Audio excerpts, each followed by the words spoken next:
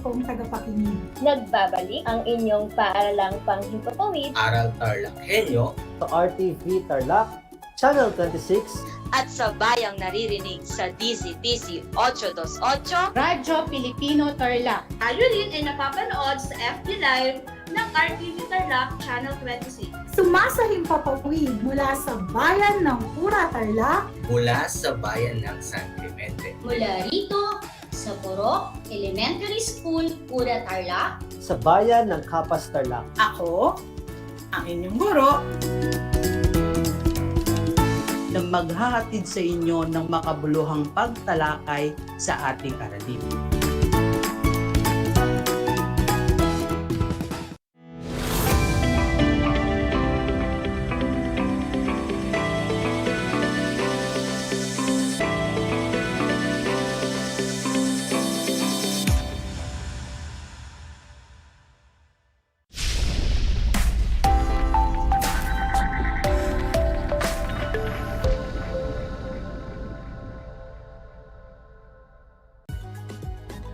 Welcome sa ating Project Shine, Aral TarlakHenyo ng Schools Division of Tarlac Province na kasalukuyang napapanood dito sa RTV Tarlac Channel 26, Channel 100 ng Converge Cable TV at sa bayang napapakinggan sa 8 to 8 AM DCTC Radyo Filipino Tarlac.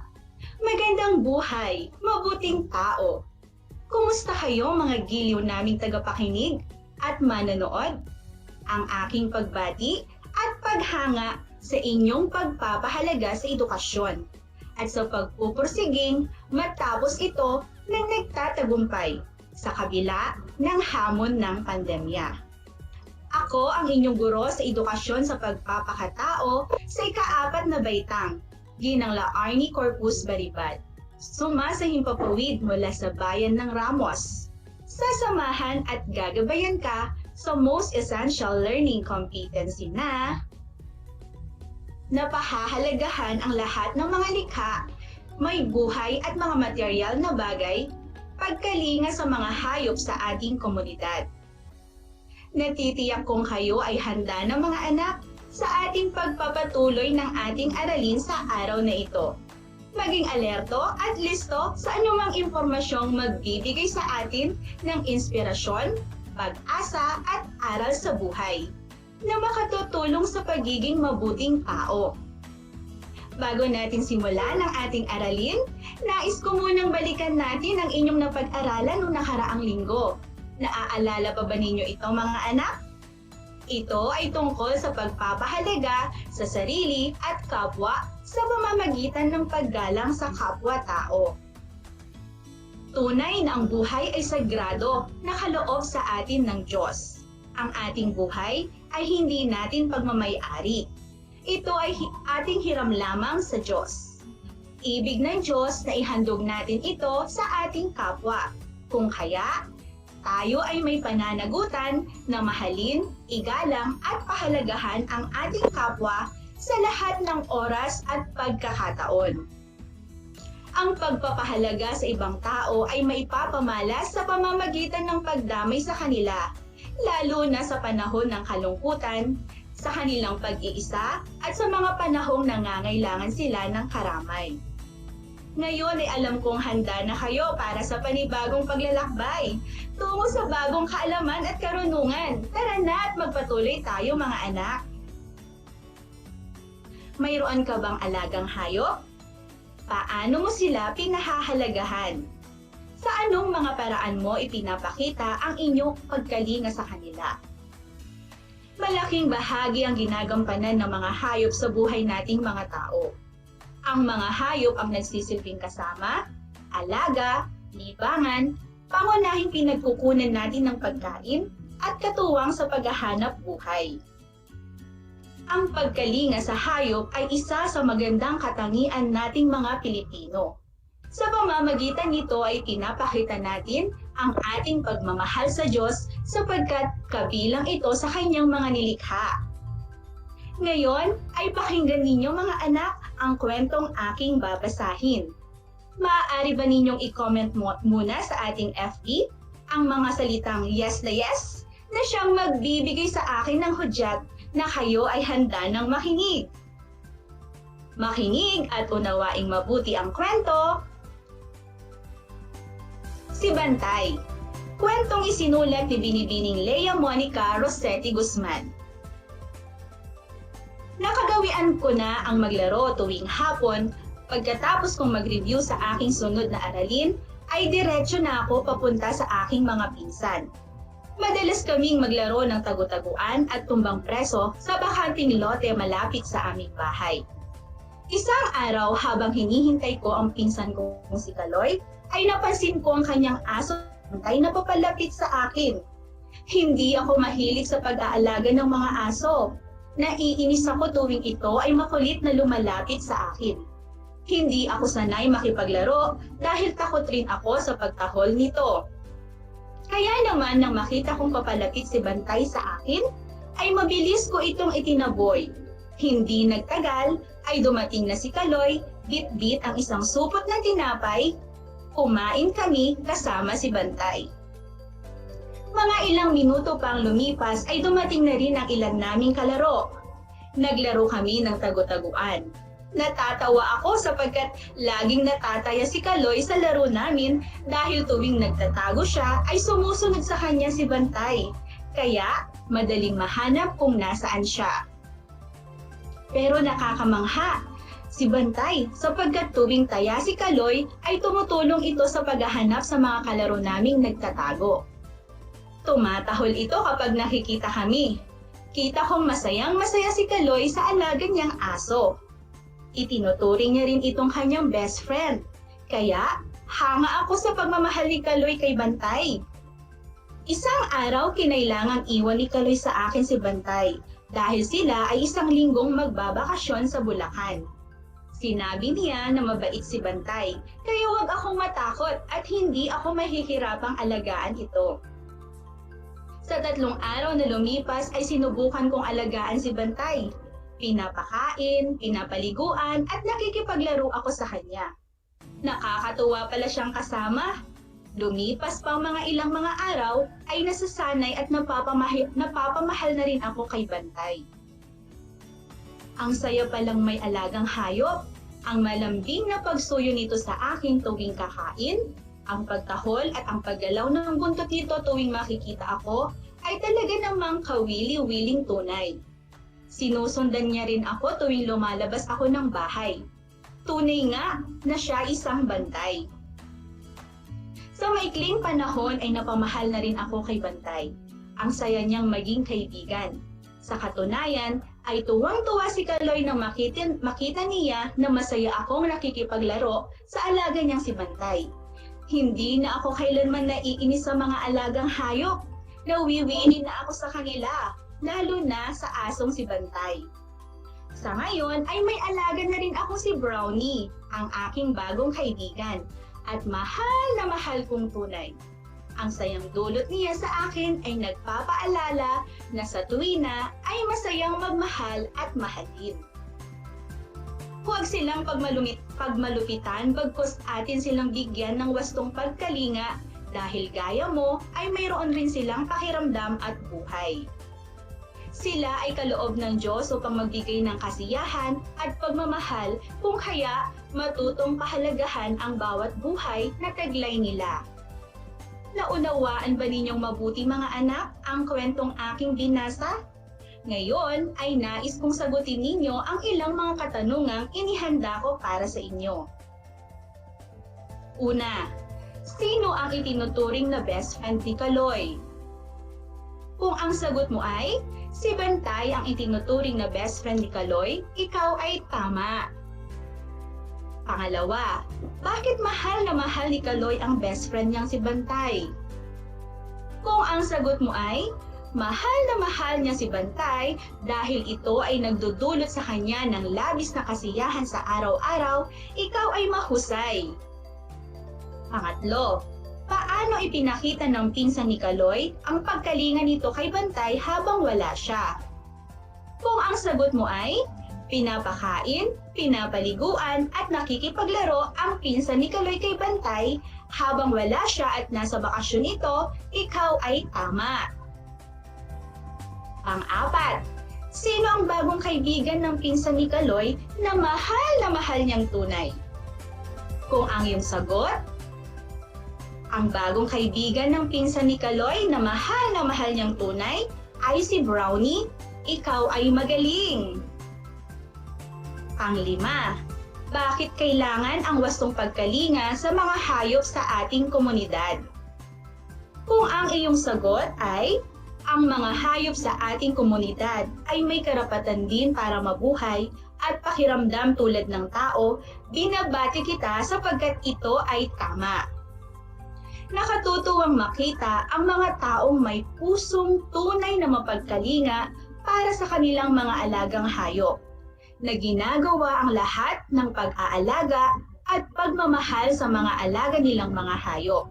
Ang kanilang pagpapahalaga sa mga alaga nilang hayop ay tunay nga namang kahanga-hanga. Tulad na lamang ng mga larawang iyong nakikita. Mga larawang kakikitaan ng wastong pagkalinga sa mga hayop sa ating komunidad. Subalit, may mga ilan din talaga na walang pagpapahalaga sa mga hayop. Kaya, nakakalungkot ang mga ganitong pangyayari. Pero ito ay nangyayari sa totoong buhay. Ilan lamang ito sa mga larawang nakalap ko na nagpapakita ng mga pagmamaltratong nararanasan ng mga hayop sa ating komunidad. Ngunit napakagandang may mga batas sa Pilipinas na nangangalaga sa kapakanan ng mga hayop at nagbibigay ng matibay na proteksyon at gabay sa tamang pagkalinga at pag-aaruga sa mga ito. Ano-ano nga ba ang mga batas na ito? Una, Republic Act No. 8485, an act to promote animal welfare in the Philippines na mas kilala bilang the Animal Welfare Act of 1998, na naisabatas noong taong 1978, na pirmado ng dating Pangulong Fidel V. Ramos. Ito ang unang batas na komprehensibong nagtadhana sa tama at makataong pangangalaga ng mga mamamayan sa lahat ng hayop sa Pilipinas. Binuo ng batas na ito ang Committee on Animal Welfare na siyang namumuno sa pagpapatupad ng batas. Sinasabi ng batas na dapat mabigyan lahat ng hayop sa Pilipinas ng wastong pangangalaga at maaaring maparusahan ang sino mang mapatunayan na lumabag dito. Sa Section 6 ng batas na ito, ipinagbabawal ang pagmamaltrato at pag-torture sa mga hayop. Ipinasa rin sa bahaging ito ang batas na hindi maaaring pumatay ng hayop maliban sa mga hayop na kinakain tulad ng baboy, baka, manok at iba pang poultry. Isang paglabag sa batas ang pagpatay sa mga hayop, liban lamang kung ito ay dahil sa ritual ng isang relihiyon, malubhang sakit ng hayop, at animal control kung saan nasa bingit ng panganib ang hayop o mga taong malapit dito. Itinuturing na isang landmark law ang Animal Welfare Act dahil ito ang unang kumilala ng kalupitan sa hayop bilang isang paglabag sa batas. Ikalawa, ang Republic Act No. 10631, an act amending certain sections of Republic Act No. 8485 o mas kilalang the Animal Welfare Act of 1998 na pinirmahan ni Pangulong Benigno Noynoy Aquino III noong taong 2013 upang paigtingin ang kasalukuyang batas na umairal kaugnay ang animal welfare. Ilan sa mga amyenda o pagbabagong itinadhana ng RA 10631 ay ang mas mataas na piyansa o parusa kapag napatunayan ang paglabag sa Animal Welfare Act.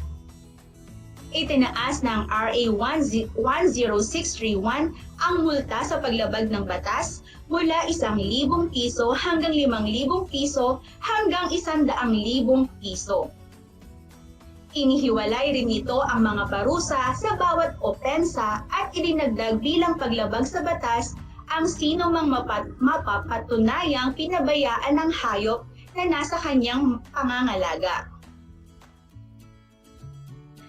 Nariyan din ang panukalang batas, ang House Bill 914, an act to prohibit animal crush video and providing penalties for violations thereof ng taong 2013 na ang may akda ay si Representative Erwin Cheng.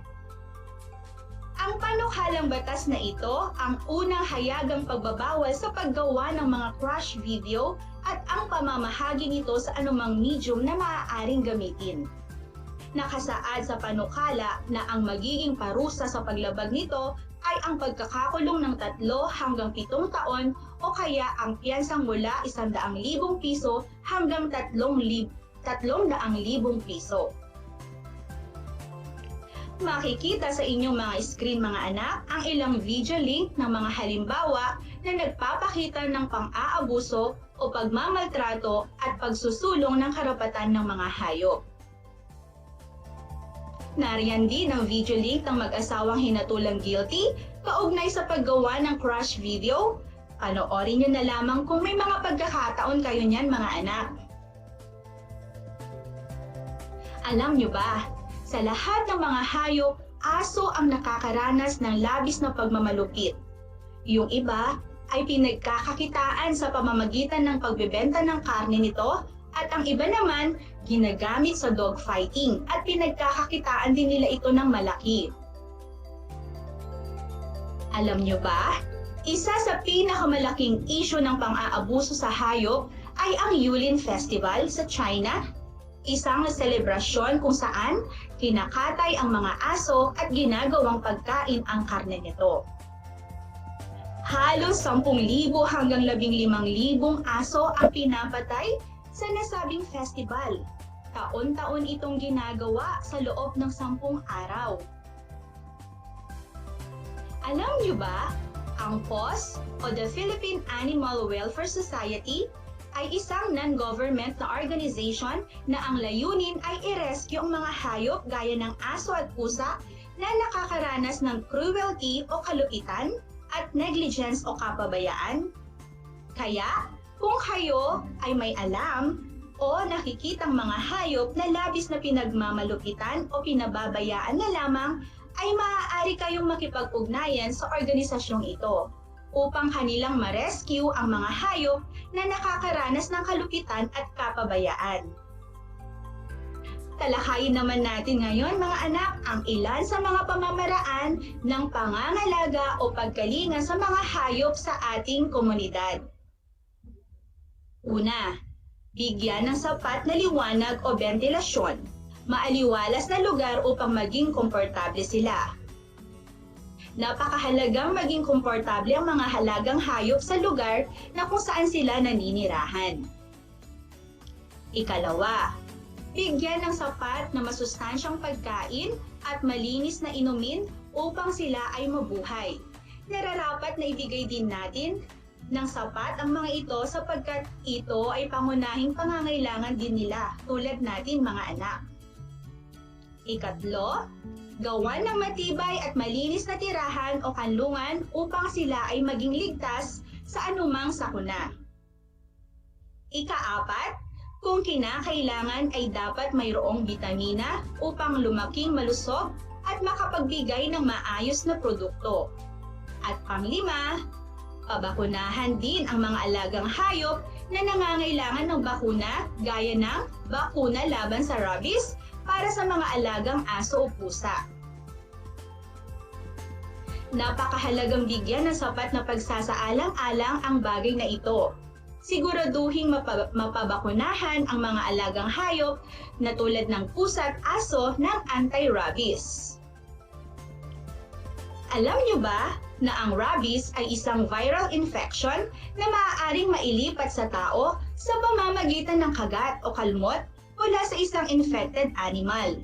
At labis itong nakakabahala at malaki ang banta nito sa kalusugan at buhay. Kaya, mahalagang mapaturukan ng anti-rabies ang mga ganitong alagang hayop para na rin sa proteksyon ng lahat. Mahalagang tandaan natin mga anak, ginawa ng Diyos na mas mataas sa lahat ng kanyang nilikha ang tao. Kaya, responsable tayong alagaan sila, tulad ng pag-aalaga natin sa ating sarili. mahalin at kalingain sila ng mabuti. Karapatan ng mga hayop na mahalin at alagaan. Karapatan nilang mabuhay, pakainin, linisan at bigyan ng kaukulang pansin dahil sila ay likha din ng Diyos katulad nating mga tao na may pakiramdam at pangangailangan. Ang mga hayop ay ginawa ng Diyos na may kanya-kanyang halaga at silbi, kaya nararapat lamang na sila ay respetuhin at bigyan ng importansya. Sumunod sa mga batas na nagsusulong para bigyang proteksyon ang mga alagang hayop, lalo na sa mga pagmamalupit at pagpapabaya sa kanila. Ang pagkalinga sa mga hayop ay magandang gawain na marapat lamang na tularan ng nakararami. Bawat buhay ay mahalaga, kaya ito ay pahalagahan sa tuwina. Isang talakayan na naman ang malapit nang matapos. Ako ay masayang-masaya sa ipinakita ninyong aktibong pakikibahagi sa ating aralin ngayong araw. Higit sa lahat, sa inyong pagmamahal sa edukasyon. Ipagpatuloy ang kagandaang asal na ito mga anak, hakbang tungo sa katuparan ng inyong mga pangarap sa hinaharap. Sa puntong ito, panahon na upang alamin kung kayo ay may natutunan mula sa ating aralin sa pamamagitan ng munting pagsusulit. Sa lahat ng nanonood sa FB Live, gamitin ang FB chat box para sa inyong mga kasagutan. Ihanda naman ang panulat at sagutang papel sa lahat ng mga nanonood sa telebisyon at nakikinig sa radyo. Para sa ating panuto, lagyan ng check ang bilang kung ang isinasaad sa pangungusap ay tungkol sa pangangalaga at pagkalinga sa mga hayop sa ating komunidad, at X naman kung hindi. Handa na ba kayo mga anak? Para sa unang bilang, hiniling ni Javi sa kanyang mga magulang na paturukan ng anti-rabies ang kanyang mga alagang aso at pusa. Kung ang iyong sagot ay check, ikaw ay tama. Mahusay. Ikalawa, minsan sa isang linggo ay hindi pinapakain ni Zoe ang kanyang alagang hayop upang makatipid sa gastusin. Kung ang sagot mo ay X, mahusay ang iyong sagot sapagkat ikaw ay tumpak. Ikatlo, ang pagmamaltrato o pag-torture sa mga hayop ay gawaing dapat hangaan at tularan ng batang tulad mo. Kung ang iyong sagot ay X, binabati kita sapagkat ito ay wastong sagot. Magaling mga anak! Ikaapat, sumangguni sa Animal Welfare Committee para sa wastong pangangalaga at pagkalinga sa mga hayop. Kung ang sagot mo ay check, mahusay mga anak, ito ay tama. At ikalima at panghuling bilang, ipinagbabawal ng batas ang paggawa ng crush video ng mga hayop at ito ay may karampatang parusa. Ang sagot ay check! Napakagaling ninyo mga anak! Binabati ko kayong lahat sapagkat natitiyak kong nakuha ninyong lahat ang mga tamang sagot ng ating munting pagsusulit. Mula sa akin, tanggapin ninyo ang mga salitang magaling at mahusay, mabuting tao. Mga bata, ako ay naghanda ng mga gawain at refleksyon sa inyong learning activity sheets. Inaasahan ko na ito ay inyong sasagutan ng buong sigasig at sa abot ng inyong makakaya. Sakali man na kailanganin ninyo ang patnubay ng inyong kapamilya at guro, huwag kayong mag-atubiling sila ay tawagan upang kayo ay magabayan ng tama. Panalangin ko na anumang konsepto, higit lalo ang mga aral sa buhay na inyong natutuhan sa araw na ito ay inyong maisa sa buhay sa araw-araw. Muli, ako ang inyong guro sa edukasyon sa pagpapakatao, ika-4 na baitang, Ginang Laarni Corpus Baribad, sumasahimpapawid mula sa bayan ng Ramos na nagpapaalala sa inyo na piliing maging mabuting tao sa lahat ng panahon at pagkakataon. Hanggang sa muli!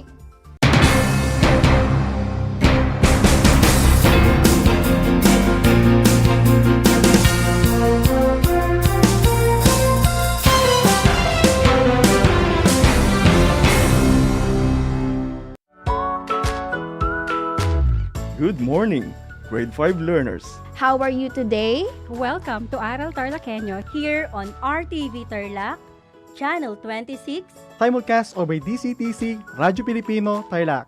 I am Sir Joshua Evaristo, your teacher broadcaster, aiming to give you another fun-filled learning experience, serving you with the different skills learn and have fun together. Did you know that children learn more when they initiate an activity and are actively engaged in it? This is your science teacher broadcaster, Princess Diana L. Ronquillo for Aral TarlakHenyo. Let's learn science together on Aral TarlakHenyo. Catch us live every Monday to Friday from 8:30 a.m. to 5:30 p.m. Watch Aral TarlakHenyo on RTV Tarlac, Channel 26, simulcast over Radyo Filipino, DZTC 828 kHz, and streamed live on FB page and YouTube channel of RTV Tarlac, Channel 26.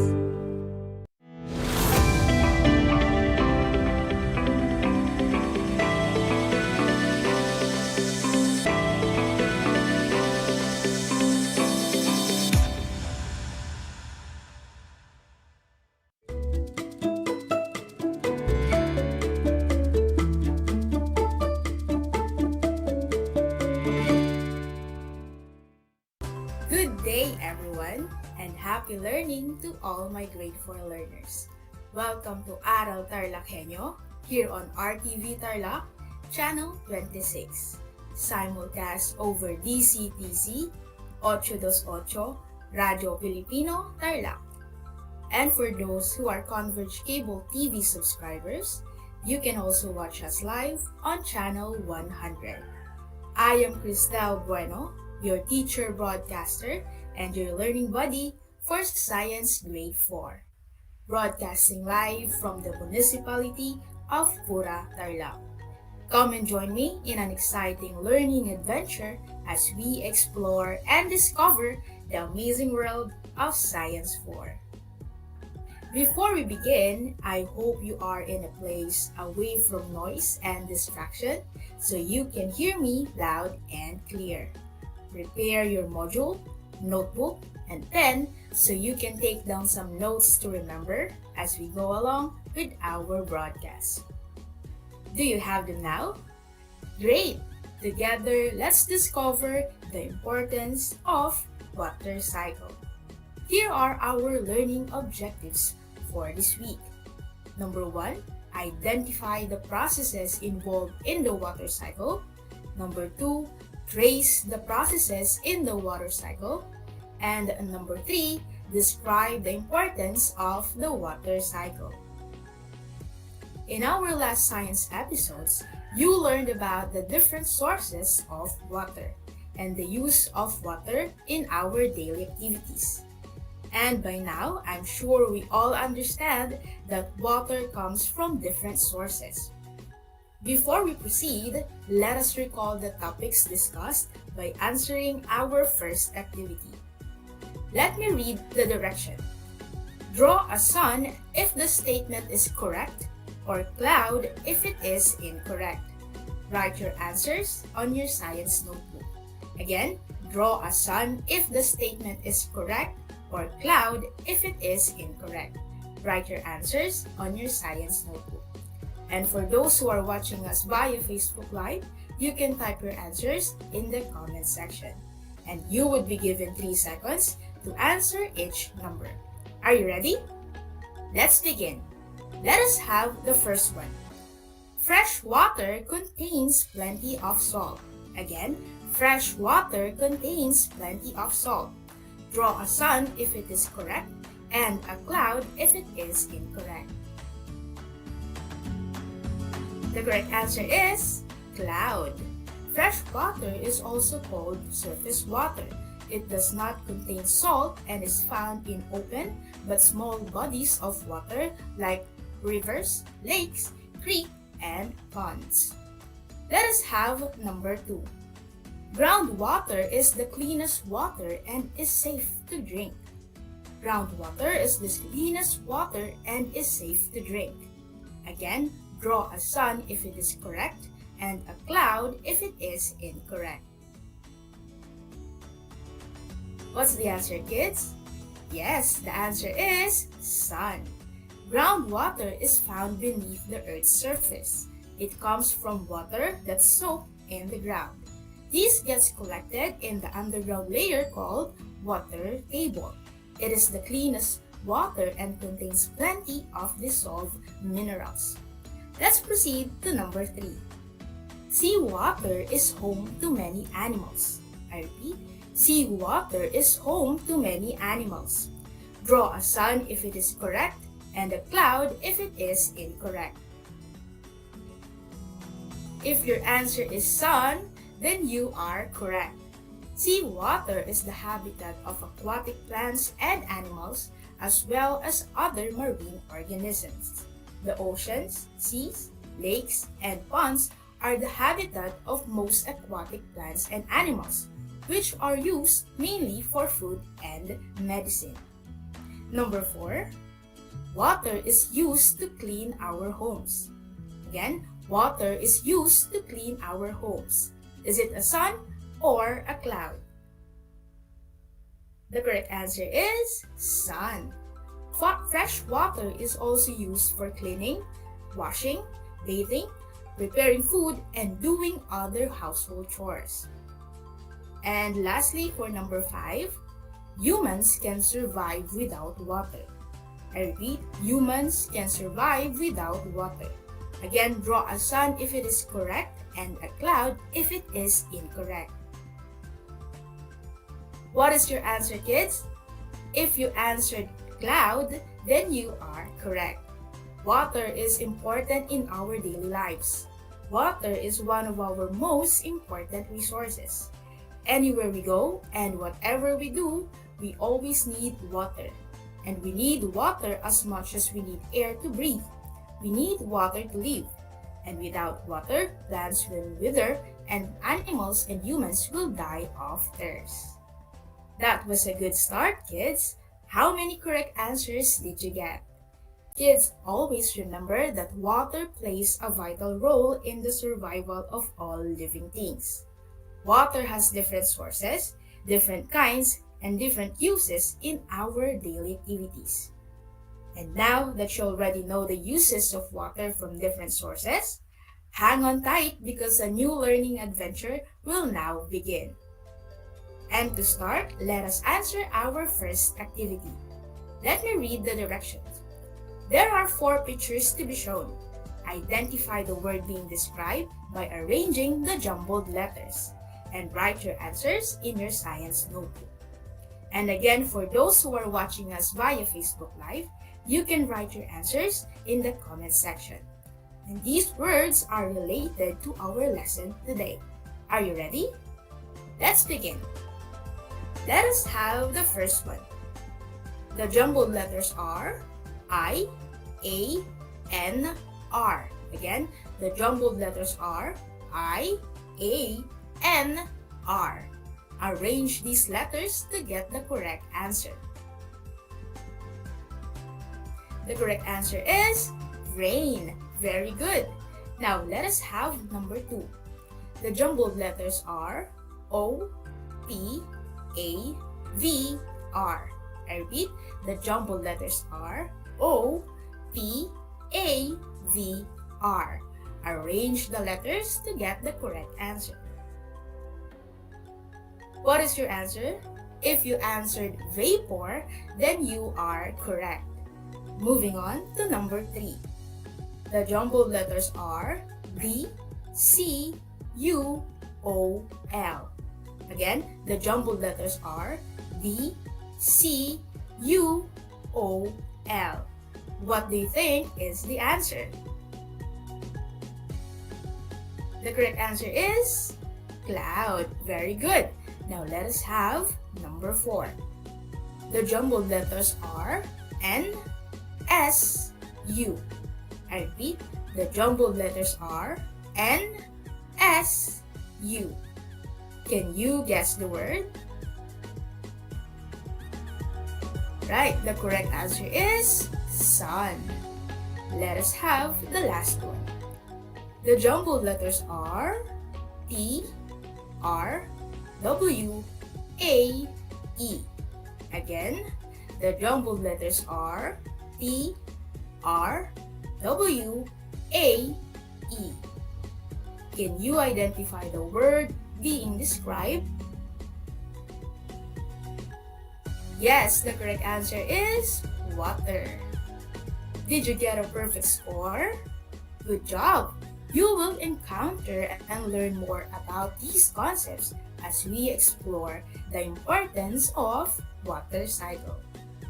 Now kids, have you ever wondered where the rain comes from?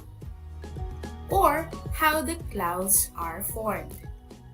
And have you ever wondered if all water on Earth will eventually be used up? Water is the most essential and abundant liquid on Earth. Its abundance states that it is always endlessly moving and is constantly moving over a period of time. Water on Earth constantly changes, but it does not disappear. It undergoes a process where water continuously moves in the Earth's surface. This movement is called water cycle, also known as hydrological cycle. Water is a continuous circulation of water between land, bodies of water, and the atmosphere through different components. Now, what happens in a water cycle? For us to better understand the water cycle, let us have this activity. Here are the materials that we are going to use in this activity. We will need the following: large bowl, mug or small cup, plastic cover, string or large rubber band, and water. Kids, remember to seek the assistance of an adult in doing our activities today. Remember the precautionary measures and always be careful in handling the materials while performing the activities. Do you have the materials now? Alright, let's begin. Here's what we are going to do. First step, place the mug or small cup in the center of the bowl and fill the bowl with water about 2/3 of the way up to the cup. And remember, do not put water inside the cup. And second step, cover the bowl with plastic and either tie it with string or place a large rubber band around it to secure the plastic cover. And third step, place it outside in a sunny area for a few hours. And after several hours, observe the bowl. To better understand the activity, let us answer these guide questions. What happened to the water inside the bowl? You're right, some of the water turned into water vapor after putting it under the sun for several hours. Next question, what happened to the water vapor after it reached the plastic cover? The correct answer is the tiny water droplets were formed on the plastic cover?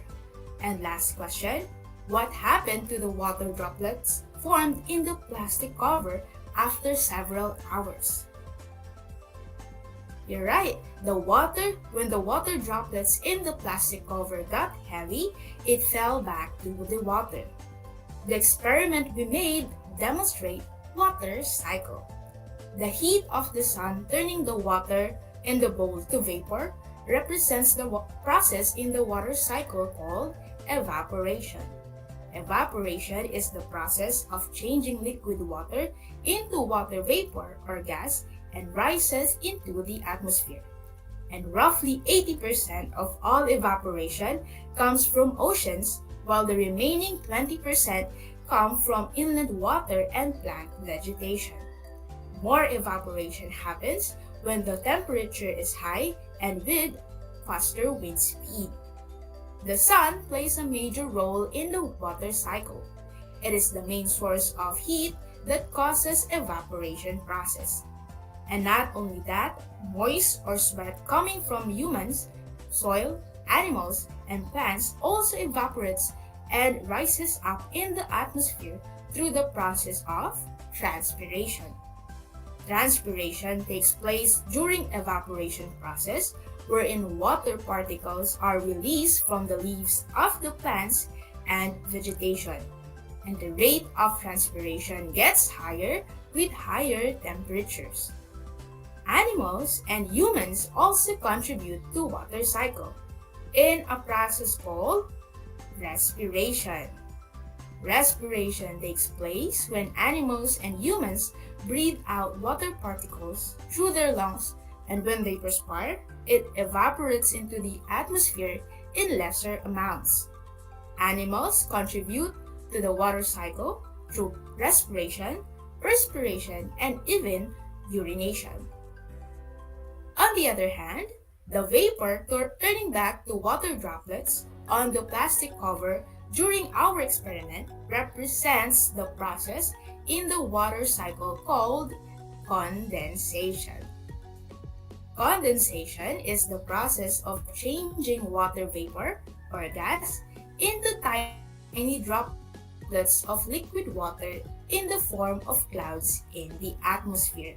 After the water vapor reaches up in the sky, it turns into tiny droplets of water. And these water droplets, along with several gases and dust particles, come together to form clouds. This is known as condensation. And during our experiment earlier, you noticed that when the water droplets got heavy, they start to fall. This represents the process in the water cycle called precipitation. Precipitation is the process by which the tiny condensed water droplets falls back into the Earth's surface in the form of rain, hail, snow, and sleet. In our experiment, the water droplets falling gets collected inside the mug. This happens in the water cycle after the process of precipitation. As it rains, water gets collected in oceans, lakes, and rivers. It even seeps through the soil and becomes groundwater. The collected water will again be exposed to the sun and will later undergo the process of water cycle once again. This proves that water cycle is a continuous process of evaporation, condensation, and precipitation. Now, to process what you have learned from today's lesson, let us answer this activity. Complete the illustration of the water cycle. Choose your answer from the box and write them on your science notebook. Here is the illustration of the water cycle that you need to complete.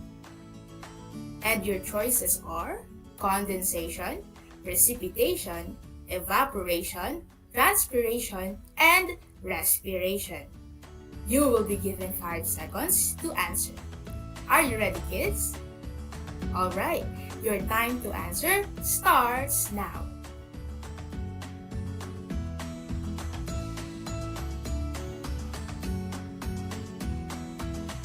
Time's up, kids! Were you able to complete the water cycle? Very good! Now, let us reveal the correct answers. For number 1, the correct answer is evaporation. When the sun heats up the rivers and oceans, water becomes water vapor and it rises up in the air. This process is called evaporation, and this is the very first step of the water cycle. For number 2, the correct answer is transpiration. Transpiration takes place during evaporation process, wherein water particles are released from the leaves of the plants and other vegetation. And for number 3, what is your answer?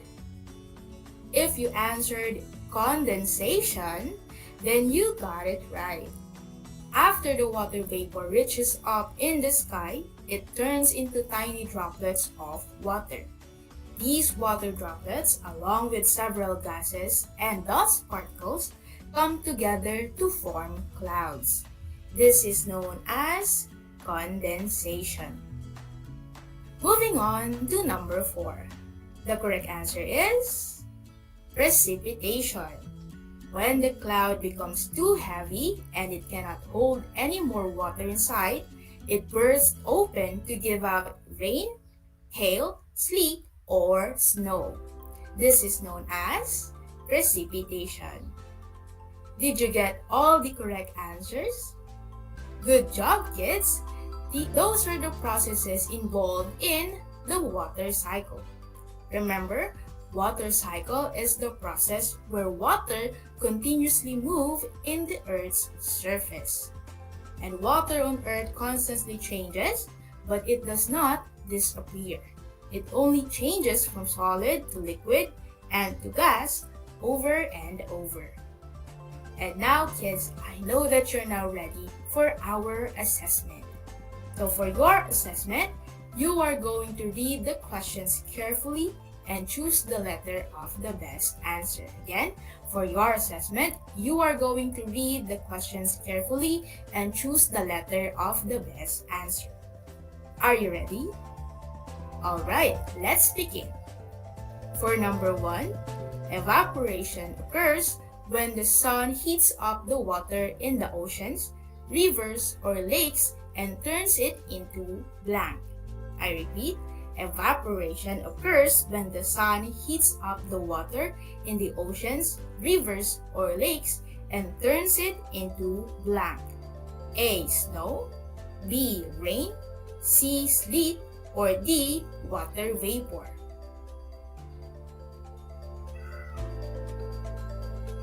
Let's reveal the answer.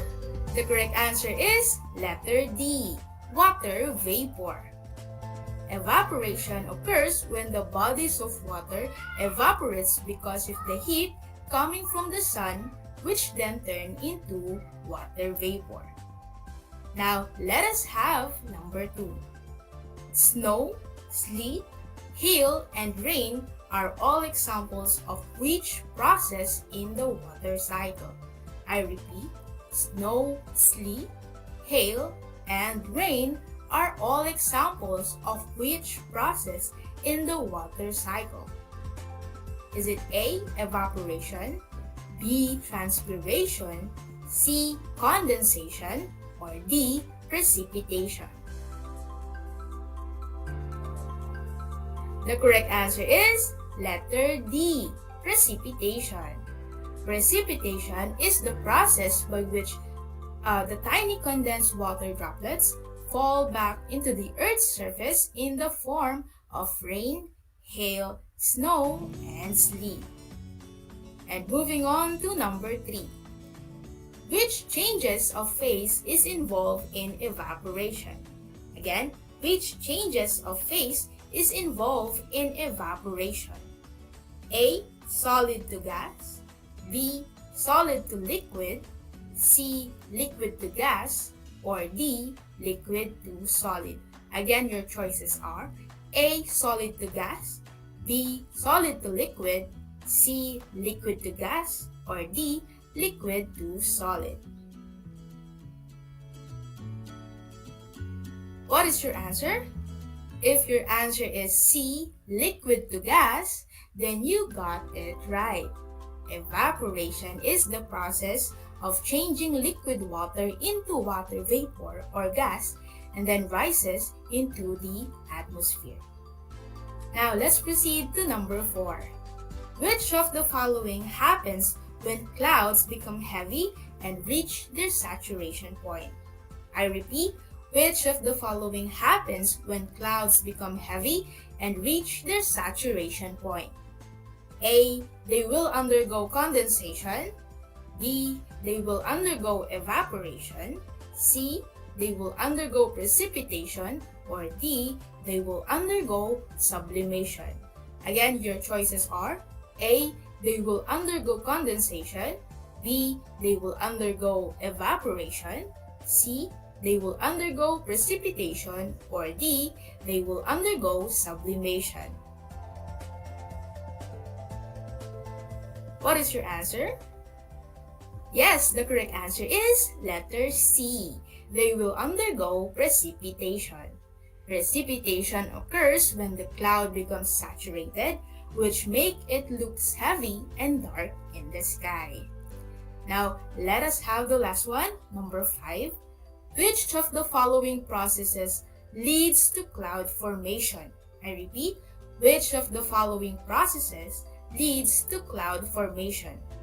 A. Evaporation. B. Condensation. C. Precipitation. Or D. Solidification. I repeat, your choices are A. Evaporation. B. Condensation.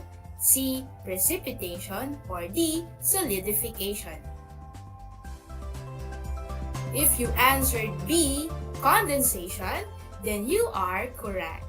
Condensation occurs when the water vapor cools and condenses in the atmosphere until it becomes droplets of water which forms into clouds.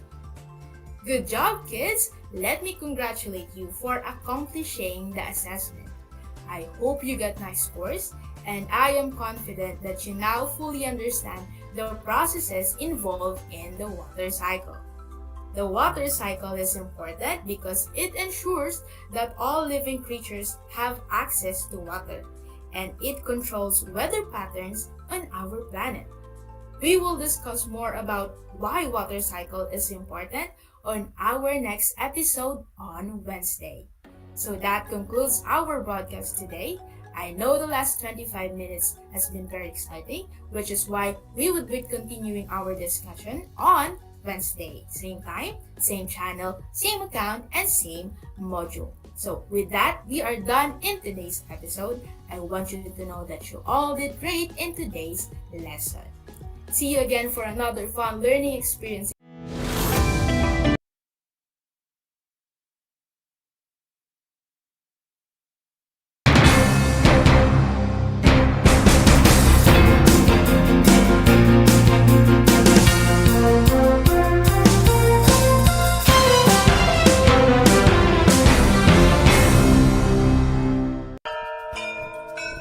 Alam niyo ba, ang Balanggiga Bells ay kinuha ng mga sundalong Amerikano bilang war trophies pagkatapos ng Balanggiga Massacre noong 1901?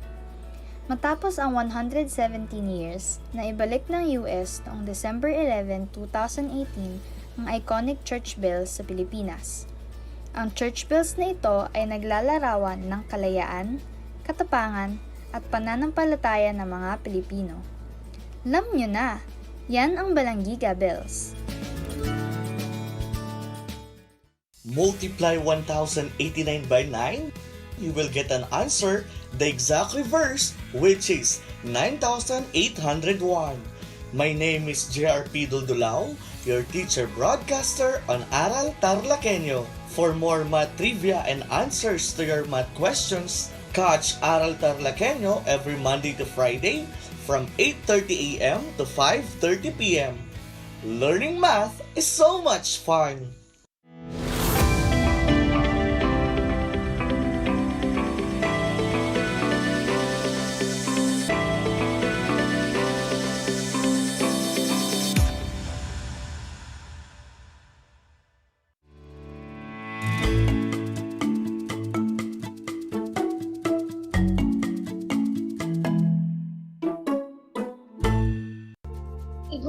morning, everyone. Today is the 30th day of May 2022. Welcome to Aral TarlakHenyo here on RTV Tarlac, Channel 26. Simulcast over DCTC Radio Filipino Tarlac. If you are a Converge subscriber, you can watch us on Channel 100. I am Shaira Lindir Reginaldo, your teacher broadcaster for Mathematics Grade 4, broadcasting live here at Ramos Tarlac. How are you, Grade 4 learners? I hope you are all safe, and I know you are ready for another fun and cool learning activity in mathematics. For today's lesson, we will going to learn how to solve routine problems involving the volume of rectangular prism. But before that, I want you to get your pen, paper, learning activity sheet, and your learner's material in Mathematics 4. I will give you 5 seconds to do it. Hurry up. Your time starts now.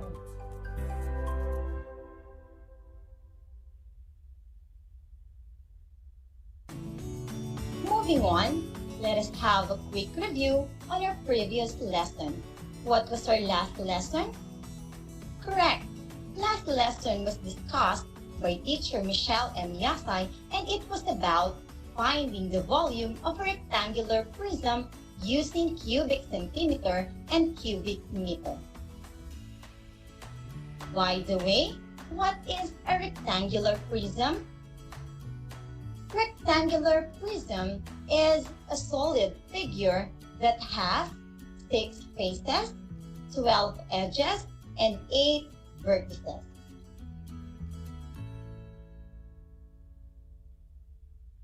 How about to find the volume of a rectangular prism using cubic centimeter and cubic meter? What formula we are going to use? Alright, the formula in finding the volume of a rectangular prism using cubic centimeter and cubic meter is volume equals length times width times height. Again, it's V equals L times W times H. Now, I have here an example of a rectangular prism, which is 12 centimeters long, 6 centimeters wide, and 8 centimeters high. What is its volume? We will use the formula volume equals length times width times height. 12 centimeters times 6 centimeters times 8 centimeters. What is the volume of a rectangular prism? Good job! The volume of the rectangular prism is 576 cubic centimeters. Another example, a rectangular prism which has 20 meters length, the width is 2 meters, and the height is 2 meters. What is its volume? Again, using the formula volume times width times height times length. What is the volume of the rectangular prism?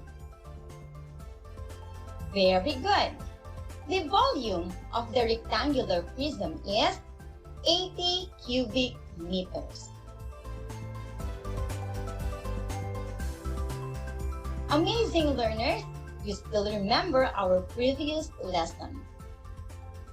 At this moment, we are going to discuss about solving routine problems involving the volume of a rectangular prism. Listen carefully because later on, you are going to answer some activities regarding our lesson.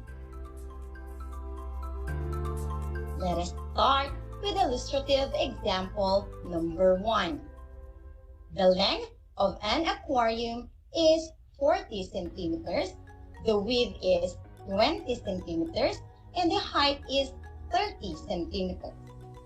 How much water can fill the aquarium? Again, the length of an aquarium is 40 centimeters, the width is 20 centimeters, and the height is 30 centimeters. How much water can fill the aquarium? Let us try to answer the example using the steps in involving routine problems. First step, what is F? The problem in the situation is how much water can fill the aquarium. Step 2. What are given or the number of values presented to the problem. The aquarium has length of 30 centimeters, width of 20 centimeters, and height of 40 centimeters. Third step, how will you solve the problem? You can solve the problem by applying the formula in finding the volume of a rectangular prism. Fourth step, what is the formula will you use? The formula in solving the volume of a rectangular prism is volume equals length times width times height. Solve the problem and state the complete answer. So let us now solve the problem.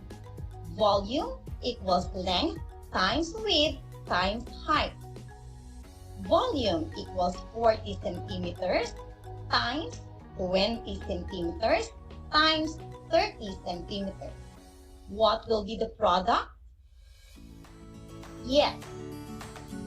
Volume is equal to 24,000 cubic centimeters. Therefore, the volume of the aquarium is 24,000 cubic centimeters. For our next example, illustrative example number 2. The freezer of a refrigerator is 25 centimeters long, 15 centimeters wide, and 20 centimeters high. What is the volume of the freezer? I will repeat. The freezer of a refrigerator is 25 centimeters long, 15 centimeters wide, and 20 centimeters high.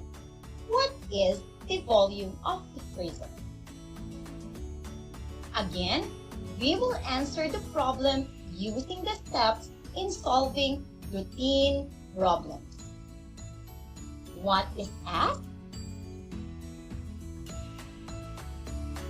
The volume of the freezer.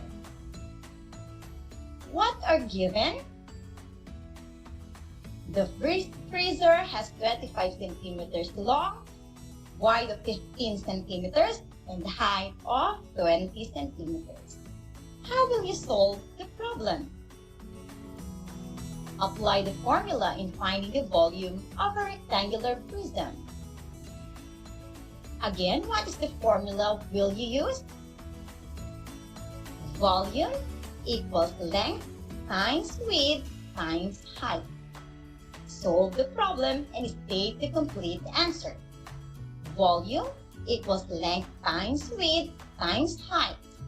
Volume equals 25 centimeters times 15 centimeters times 20 centimeters. Volume is equal to 7,500 cubic centimeters. So the volume of the freezer is 7,500 cubic centimeters. For our next illustrative example, the kids' swimming pool is 12 meters long, 8 meters wide, and 2 meters high. What is the volume of the kids' swimming pool? Again, the kids' swimming pool is 12 meters long, 8 meters wide, and 2 meters high. What is the volume of the kids' swimming pool? What is asked?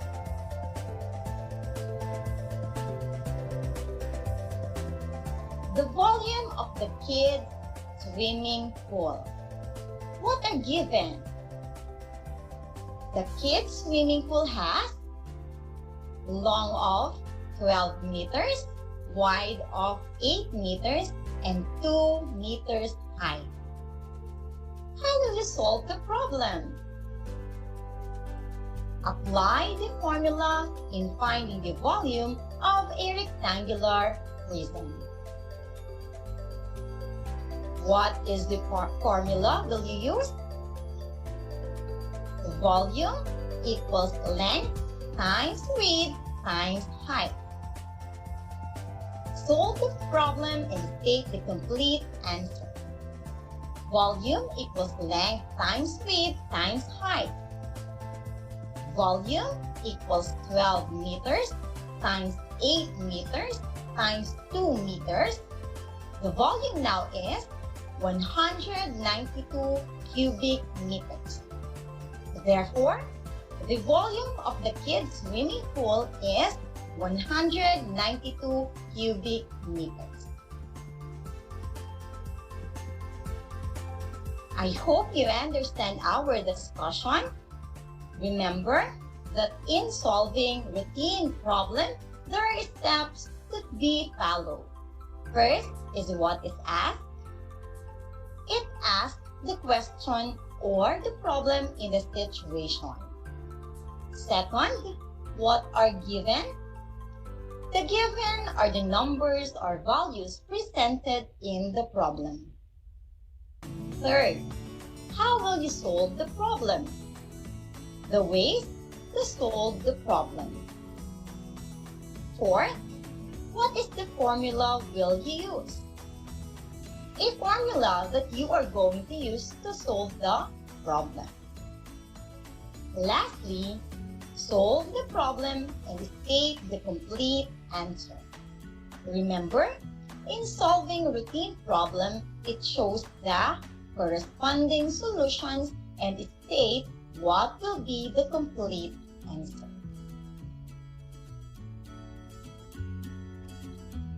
In order for you to understand more our lesson, let us solve the following problem and show your solution. For item number 1, mother's safety box is 18 centimeters long, 12 centimeters wide, and 10 centimeters high. What is the volume of the safety box? I will repeat. Mother's safety box is 18 centimeters long, 12 centimeters wide, and 10 centimeters high. What is the volume of the safety box? What is asked? I will give you 10 seconds to answer the first step, or type in the comment section of our FB live streaming.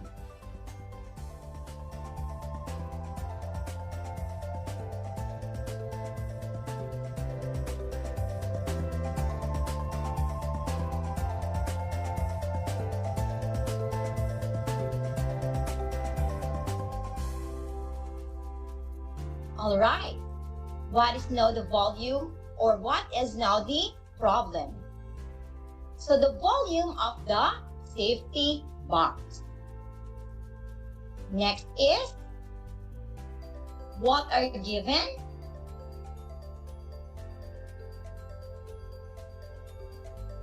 Another 10 seconds to write your answers in your paper, or type in the comment section of our FB live streaming.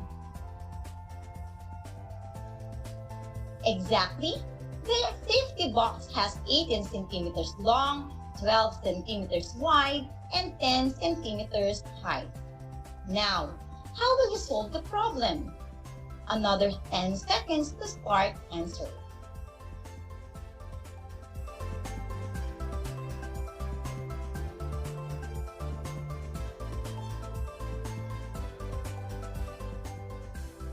Good job! Apply the formula in finding the volume of a rectangular prism. So what will be the formula we are going to use? Another 10 seconds, go.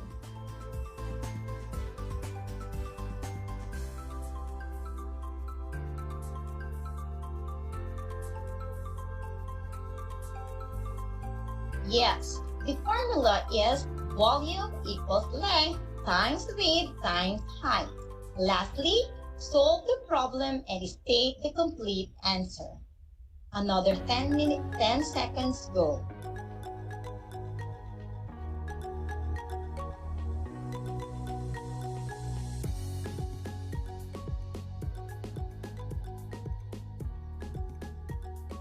Volume equals length times width times height.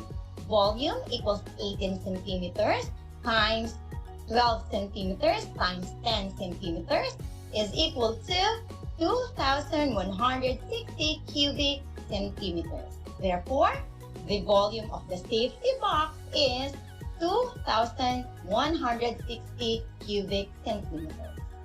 Very good, learners. For item number 2, a cabinet is 70 centimeters long, 30 centimeters wide, and 40 centimeters high. What is the volume of the cabinet? I will repeat.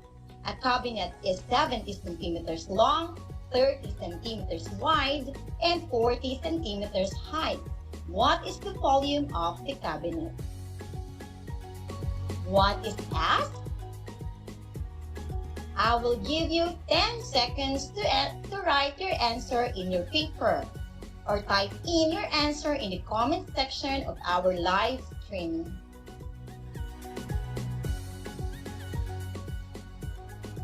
Good job! The volume of the cabinet. Next is what are given. Your 10 seconds starts now.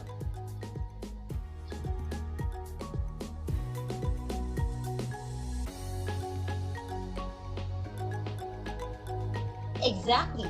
The cabinet has 70 centimeters long, 30 centimeters wide, and 40 centimeters high. What will you use to solve the problem? Or how will you solve the problem? Another 10 seconds, go.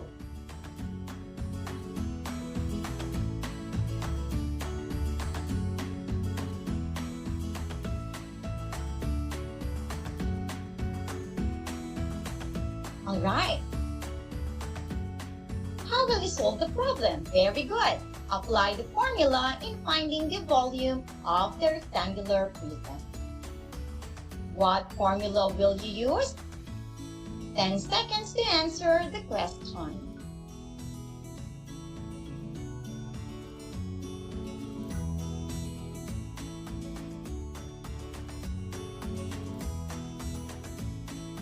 We will use again the formula in finding a rectangular prism. Volume equals length times width times height. A great job, kids! Now, let us solve the problem and state the complete answer. Another 10 seconds for you to answer.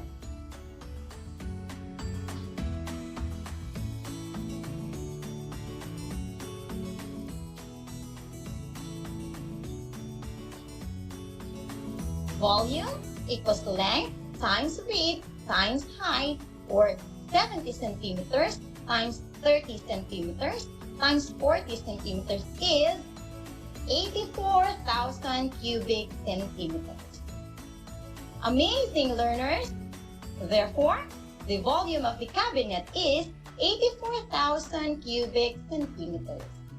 Very good, learners! For our next activity, the direction is solve the following problem. I will give you 1 minute in each problem. Ready? Let's begin. First item. A jewelry box is 12 centimeters long, 8 centimeters wide, and 7 centimeters high. What is its volume? I will repeat. A jewelry box is 12 centimeters long, 8 centimeters wide, and 7 centimeters high. What is its volume? What is asked? What are given? How will you solve the problem? What formula will you use? Solve the problem and state the complete answer. You are expected to answer the following steps with 1 minute. Your time starts now.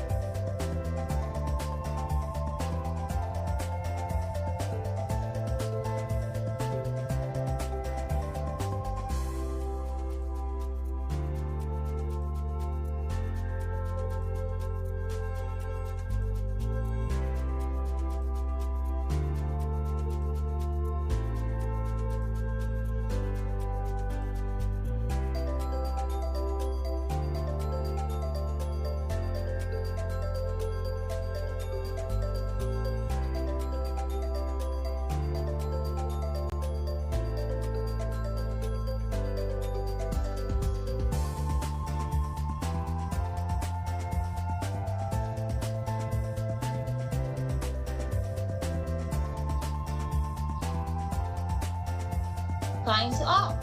Let us now check your answers. What is asked? Very good. The volume of the jewelry box. What are given? Great. The jewelry box has 12 centimeters long, 8 centimeters wide, and 7 centimeters high. How will you solve the problem? Very good. We are going to apply the formula in finding the volume of a rectangular prism. What formula will you use? Volume equals length times width times height. Solve the problem and state the complete answer. Volume equals length times width times height. 12 centimeters times 8 centimeters times 7 centimeters. The volume of the jewelry box is 672 cubic centimeters. Therefore, the volume of the jewelry box is 672 cubic centimeters. Good job, learners! For the next item, Father dug a compost pit which is 3 meters long, 4 meters wide, and 2 meters high. What is the volume of the compost pit? Again, Father dug a compost pit which is 3 meters long, 4 meters wide, and 2 meters high. What is the volume of the compost pit? So you are going to answer what is asked in the problem, what are given, how will you solve the problem, what formula will you use, solve the problem, and state the complete answer. So in this problem, this will be your assignment. Alright, so I will repeat. Problem number 2 will be your assignment. Again, Father dug a compost pit which is 3 meters long, 4 meters wide, and 2 meters high.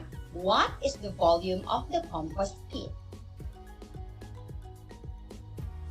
Okay, there you have it, grade 4 learners. Congratulations for a job well done. Always remember that in solving routine problems involving the volume of rectangular prism, there are steps to be followed. First, what is asked? Second, what are given? Third, how will you solve the problem? Fourth, what formula will you use? And finally, solve the problem and state the complete answer. Another fun and cool learning experience has ended. Just practice and apply what you have learned on this session. If you have any questions or clarification, you may ask your subject teacher, your advisor, so that they can immediately address your concern. Like solving routine problems that have steps to follow, I will end the discussion with a quotation from Confucius. which says, a journey of 1,000 miles begin with a single step. Dear children, in life, we need to face all the challenges, but we need to take it slow. Take a deep breath and trust our Almighty. I hope you learned a lot today. I am Shira Lindier Hinaldo, your teacher, broadcaster in mathematics, broadcasting live here at Ramos Tarlac. Stay safe, everyone. Until next time, God bless.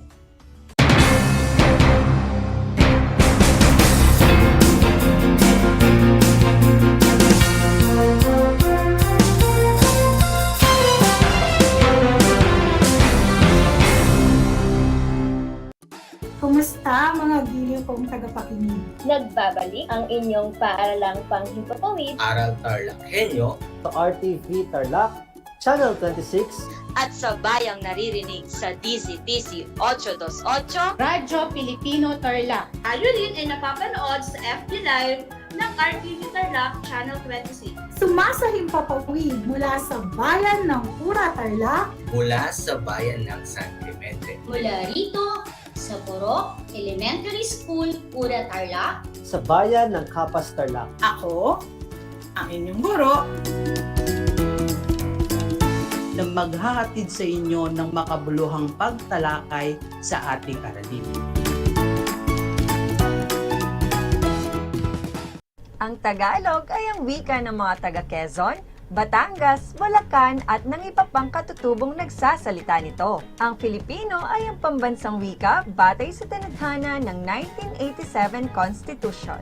Tara na at matuto ng salitang Filipino. Manood at makinig ng Aral TarlakHenyo sa RTV Tarlac, Channel 26 at sa bayang naririnig sa Radyo Pilipino, DZTZ 828 at napapanood din live sa FB page at YouTube channel ng RTV Tarlac, Channel 26. Manood at matuto ng ating mga aralin sa Filipino. Dito lang yan sa Aral TarlakHenyo. Ako si Ma'am Crystal May Aquino, ang inyong teacher broadcaster sa Filipino.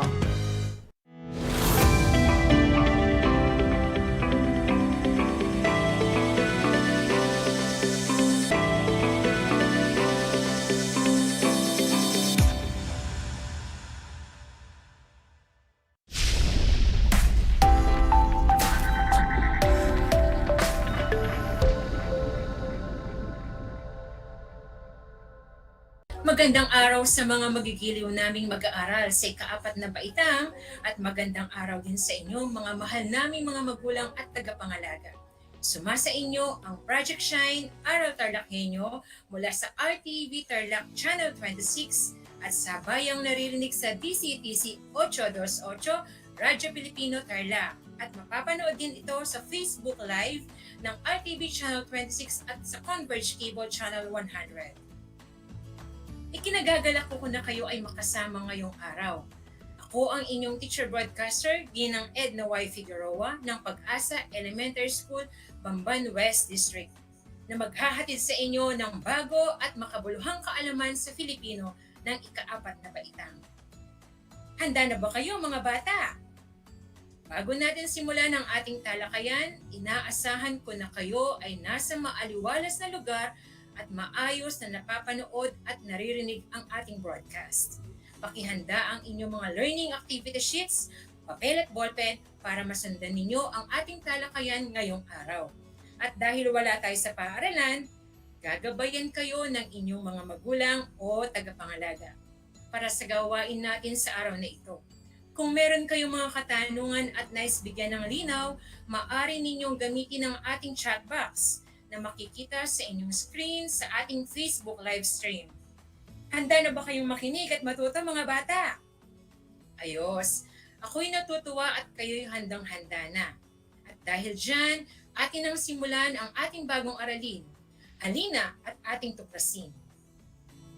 Ang ating tatalakayin sa umagang ito ay ang tungkol sa pagbibigay ng ibang pagwawakas ayon sa sariling saloobin o paniniwala.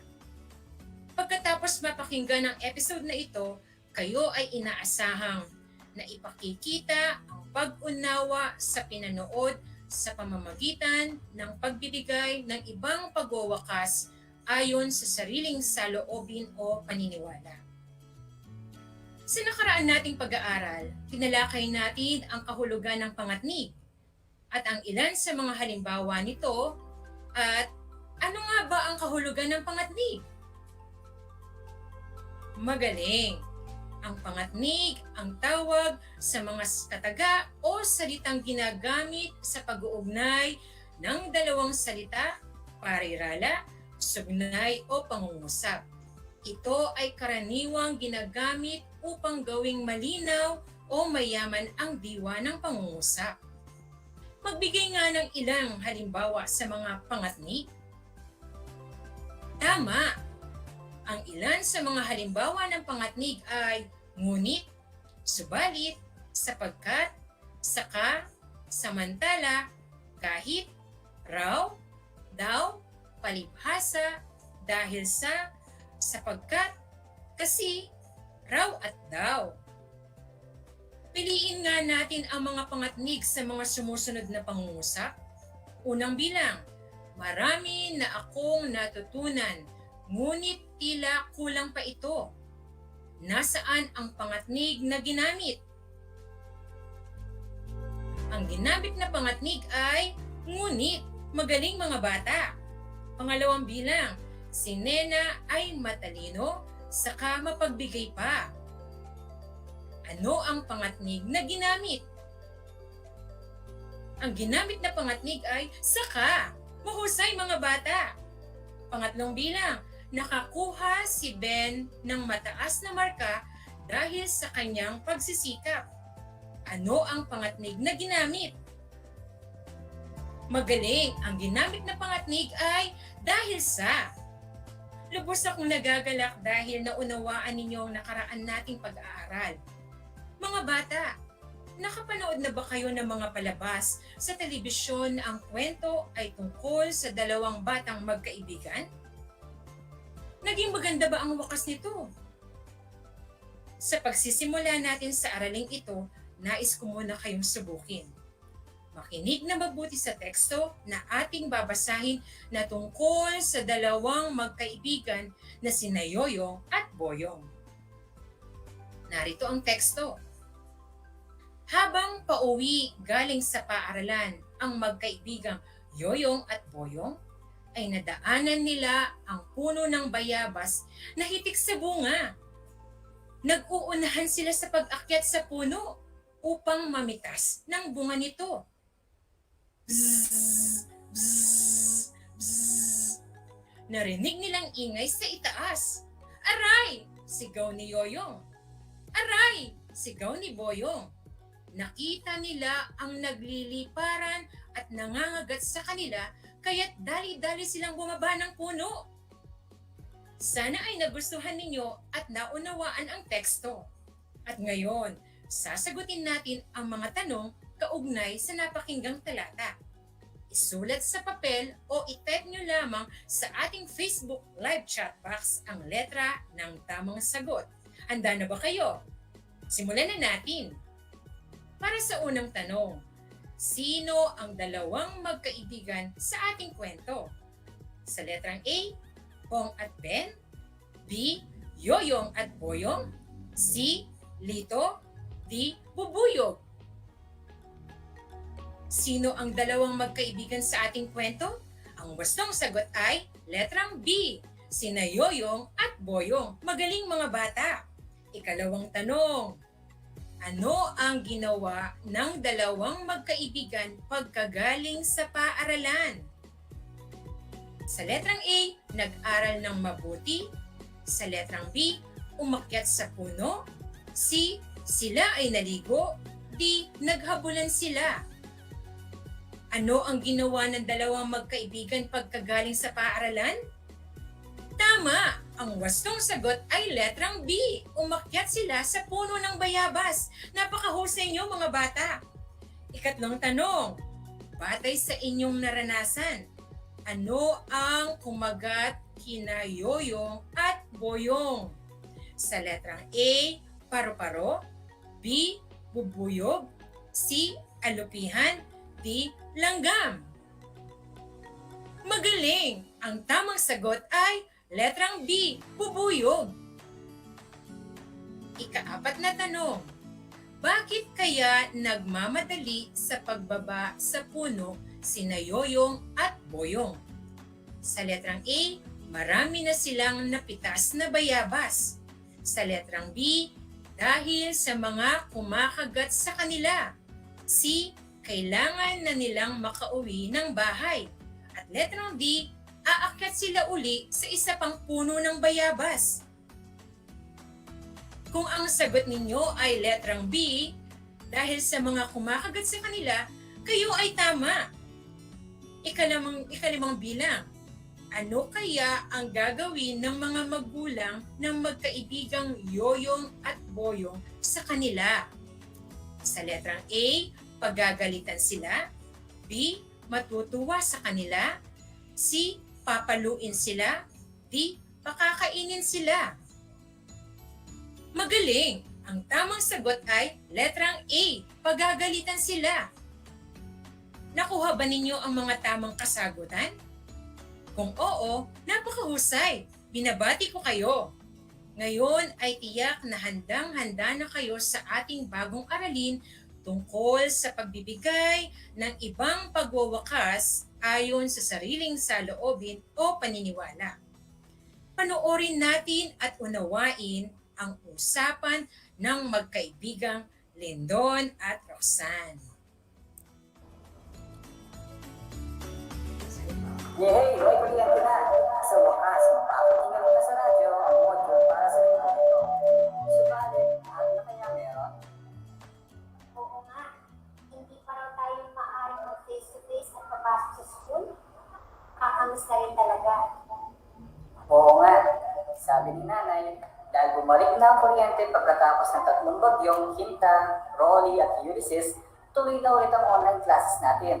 Maaari din daw tayo makinig ng aksyon sa radyo at TV. Kung gayon, kailangan talagang may kuryente sa bahay para makapakinig ng radyo at makapanood sa TV, maliban sa cellphone. Pero kung wala nito, mas mainam pa rin ang ibibigay ng mga module ni Ma'am Edna. Basta alam lang kung kailan kukunin at ibabalik ng ating mga magulang ang natapos nating module. Tama! Kailangan sumunod sa nais ng gobyerno bilang pag-iingat sa kalusugan natin. Oo nga, ito ay dahil sa COVID-19. Kailangan talaga natin ang pag-iingat. Kailangan natin manatili sa ating bahay upang sakit ay maiwasan.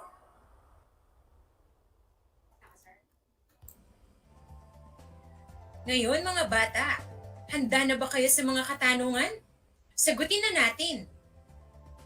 Tungkol saan ang dialogong iyong narinig? Kung ang sagot nyo ay ang usapan ni Lindon at Roxanne ay tungkol sa pag-aaral sa kabila ng pandemya, kayo ay tama. Sunod na tanong, paano nakapagpatuloy ang mga mag-aaral sa panahon ng pandemya? Kung ang sagot nyo ay nakapagpatuloy sa pag-aaral ang mga mag-aaral sa pamamagitan ng pakikinig sa radyo, panonood sa TV, at pagsagot sa module, tama na naman ang inyong sagot. Sunod na tanong, kailangan bang magpatuloy sa pag-aaral sa kabila ng anumang hadlang? Bakit? Kung ang sagot nyo ay opo, kailangan magpatuloy sa pag-aaral sa kabila ng pandemya upang patuloy na may matutunan ang mga bata kahit nasa loob lamang ng bahay, napakahusay! Ngayon, ibigay ang sariling wakas ng kwento ayon sa iyong saloobin o paniniwala. Tandaan ang tamang pagsulat ng mga pangungusap tulad ng tamang gamit ng malaking titik at bantas. Mga bata, maaaring iba-iba ang inyong sagot.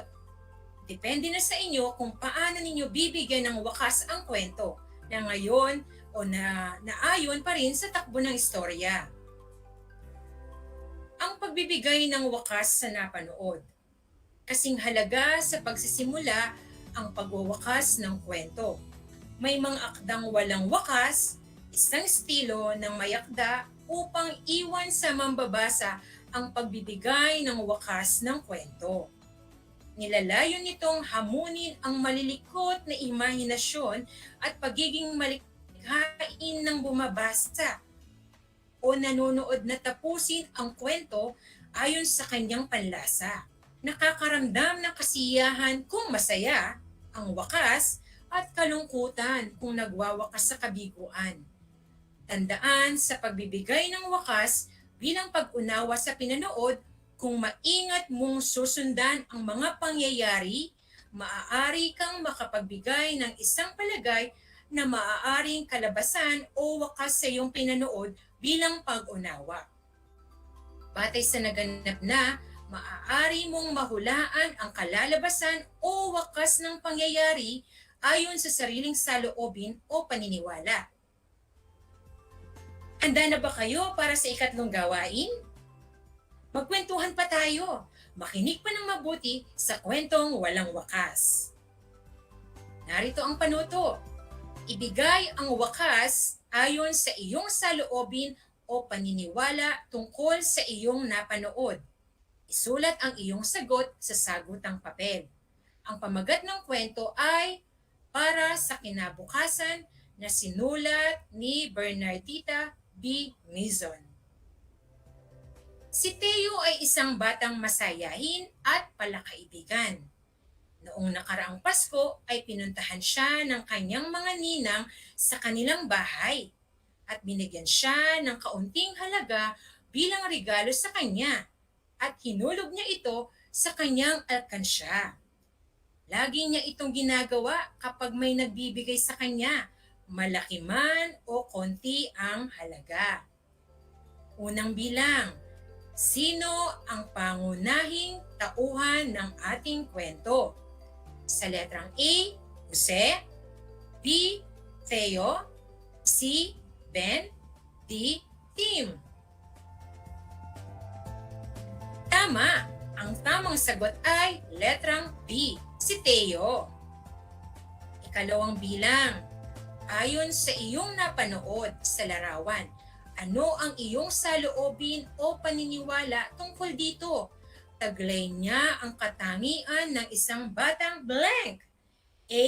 Matapat. B. Matipid. C. Matulungin. D. Mapagmahal. Mahusay! Ang tamang sagot ay B. Matipid. Ikatlong bilang. Bakit kaya siya nag-iipon? Para siya ay blank. A. Wala lang. B. Magyayabang. C. Mapansin. D. May madudukot. Magaling! Ang tamang sagot ay D. May madudukot. Ikaapat at ikalimang bilang. Kung makakapanood ka ng ganitong palabas sa telebisyon, paano kaya magwawakas ang pangyayari? Ano ang iyong saloobin tungkol dito? Tama! Si Teo ay maaaring makapagtapos ng kanyang pag-aaral dahil sa kanyang magandang katangian na pagiging matipid at masino. Laging tatandaan, sa pagbibigay ng wakas ng isang kwentong binasa o napanood, mahalagang maunawaan ang lahat ng mga detalye sa kwento. Naunawaan niyo ba ang ating aralin ngayong araw? Magaling! Ako'y lubos na nagagalak at inyong naintindihan ang ating aralin. Ngayon naman, magkakaroon kayo ng isang maikling pagsusulit upang malaman natin kung talagang lubos ninyong naintindihan ang ating aralin. Ihanda ang sagutang papel at panulat. Sa mga nanonood sa FB Live, maaari ninyong i-type ang inyong sagot sa comment box na makikita sa inyong screen. Basahin ko ng 2 beses ang bawat tanong, makinig kayong mabuti. Heto ang ating panuto. Piliin sa loob ng kahon ang angkop na wakas ng bawat maikling kwento. Isulat ang titik ng tamang sagot.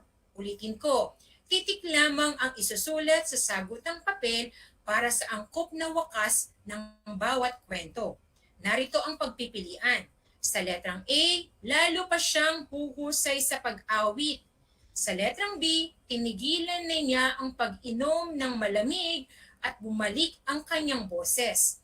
Sa letrang C, natuwa sa kanya ang ama dahil sa angking galing niya sa paghahalaman. Sa letrang D, nakikilala siya at naituro niya ang kanyang mga natutunan. Sa letrang E, lalo pa siyang makikilala sa kanyang masarap na luto. Bibigyan ko kayo ng 5 segundo upang sagutin ang bawat bilang. Simulan na natin. Unang bilang, pinakamasarap ang longganisa at tosinong ginagawa ni Aling Betty. Ngayon na may panay ang eksperimento niya sa iba pang produktong karne. Ulitin ko. Pinakamasarap ang longganisa at tosinong ginagawa ni Aling Betty. Ngayon na may panay ang eksperimento niya sa iba pang produktong karne. Ikalawa, maganda at malamyos ang tinig ni Beth. Tuwing umaga, nagsasanay siya ng tamang tiyempo at kumpas. Ulitin ko, maganda at malamyos ang tinig ni Beth.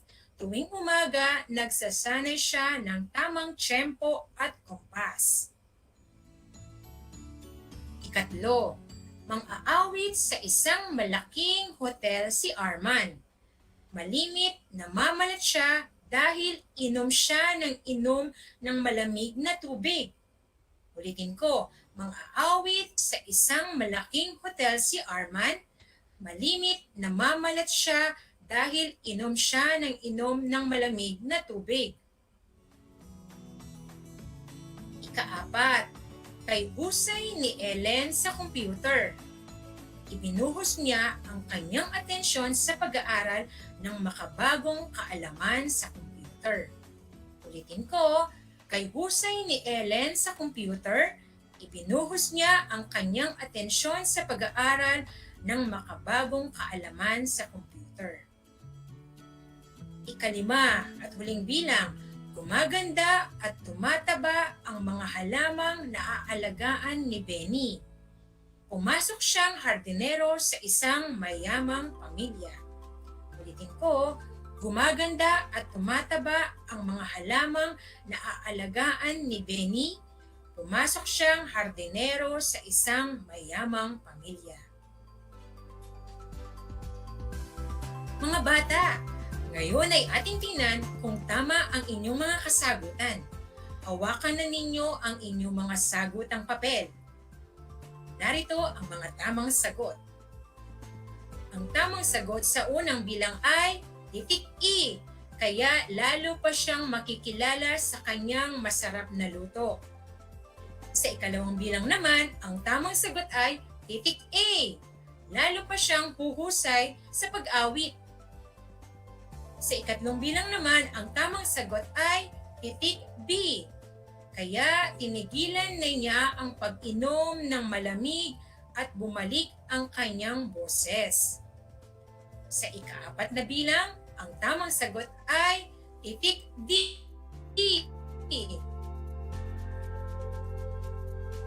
Nakikilala siya at naituro niya ang kanyang mga natutunan. At sa ikalimang bilang, ang tamang sagot ay titik C. Natuwa sa kanya ang ama dahil sa angking galing niya sa paghahalaman. Tama ba ang inyong mga kasagutan? Sino sa inyong mga bata ang nakakuha ng score na 5? Magaling!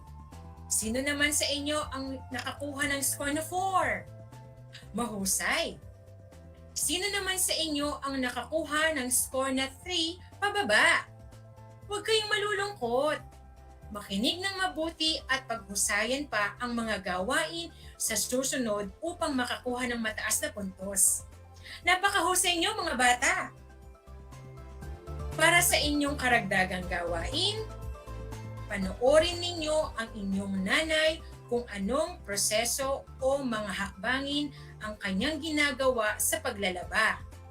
Isulat ang mga hakbang sa paglalaba at ang iyong saloobin o paniniwala hinggil sa prosesong kanyang ginawa. Ulitin ko, panoorin ang inyong nanay kung anong proseso o mga hakbangin ang kanyang ginawa sa paglalaba.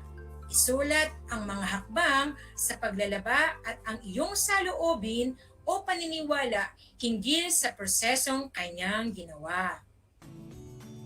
Mayroon pa ba kayong ibang mga katanungan? Kung wala na kayong katanungan, binabati ko kayong lahat mga bata dahil sa pinakita ninyong galing sa ating aralin ngayong araw. At sa mga magulang po na patuloy na sumusubaybay sa kanilang mga anak, marami pong salamat. Isa na namang aralin ang natapos sa umagang ito sa Filipino ng ika-4 na baitang. Naway maisapuso't maisabuhay ninyo ang mga kaalaman at kasanayang inyong natutunan sa araw na ito. Sa gitna ng dinaranas nating pandemya, dulot ng COVID-19, patuloy na tumutok sa mga episodes araw-araw mula Lunes hanggang Biyernes. Sa ngalan po ng Project Shine, Aral TarlakHenyo sa Radyo Pilipino sa DCTC 828, hatid ng DEPED Tarlac Province, ito ang inyong teacher broadcaster ginang Edna Y. Figueroa na nag-iiwan ng mga katagang, huwag magsawang linangin ang mga kaisipan. Sa Filipino natin matututunan. Hanggang sa ating muling pag-aaral, mga bata, paalam na po.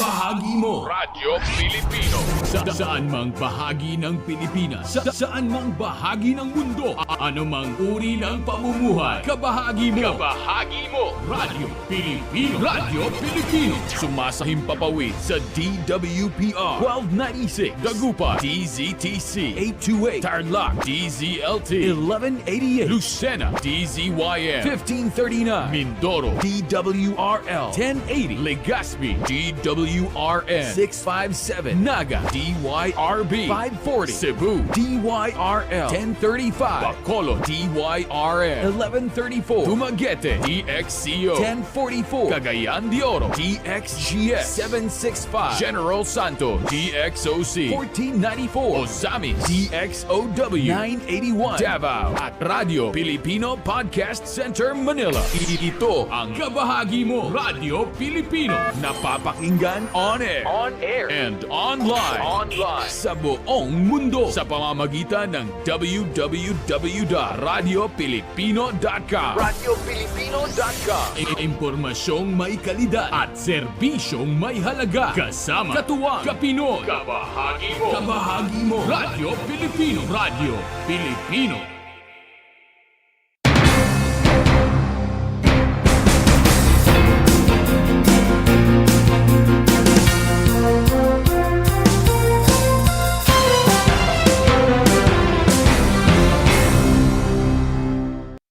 Kumusta mga giliw kong tagapakinig? Nagbabalik ang inyong paaralang panghimpapawid, Aral TarlakHenyo sa RTV Tarlac, Channel 26, at sa bayang naririnig sa DZTC 828, Radyo Filipino Tarlac. Tayo rin ay napapanood sa FB Live ng RTV Tarlac Channel 26. Sumasahimpapawid mula sa bayan ng Pura Tarlac, mula sa bayan ng San Clemente. Mula rito, sa Purok Elementary School, Pura Tarlac, sa bayan ng Capas Tarlac. Ako, ang inyong guro, na maghahatid sa inyo ng makabuluhang pagtalakay sa ating aralin.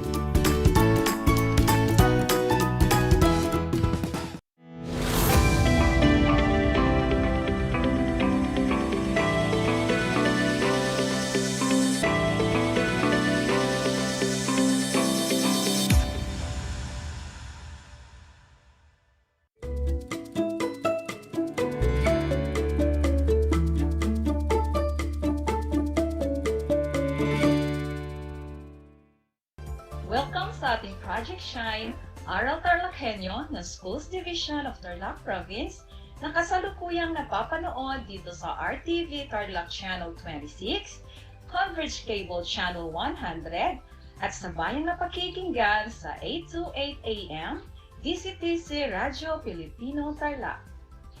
Magandang buhay, magandang tao, mabuting tao. Kumusta kayo mga giliw kong tagapakinig?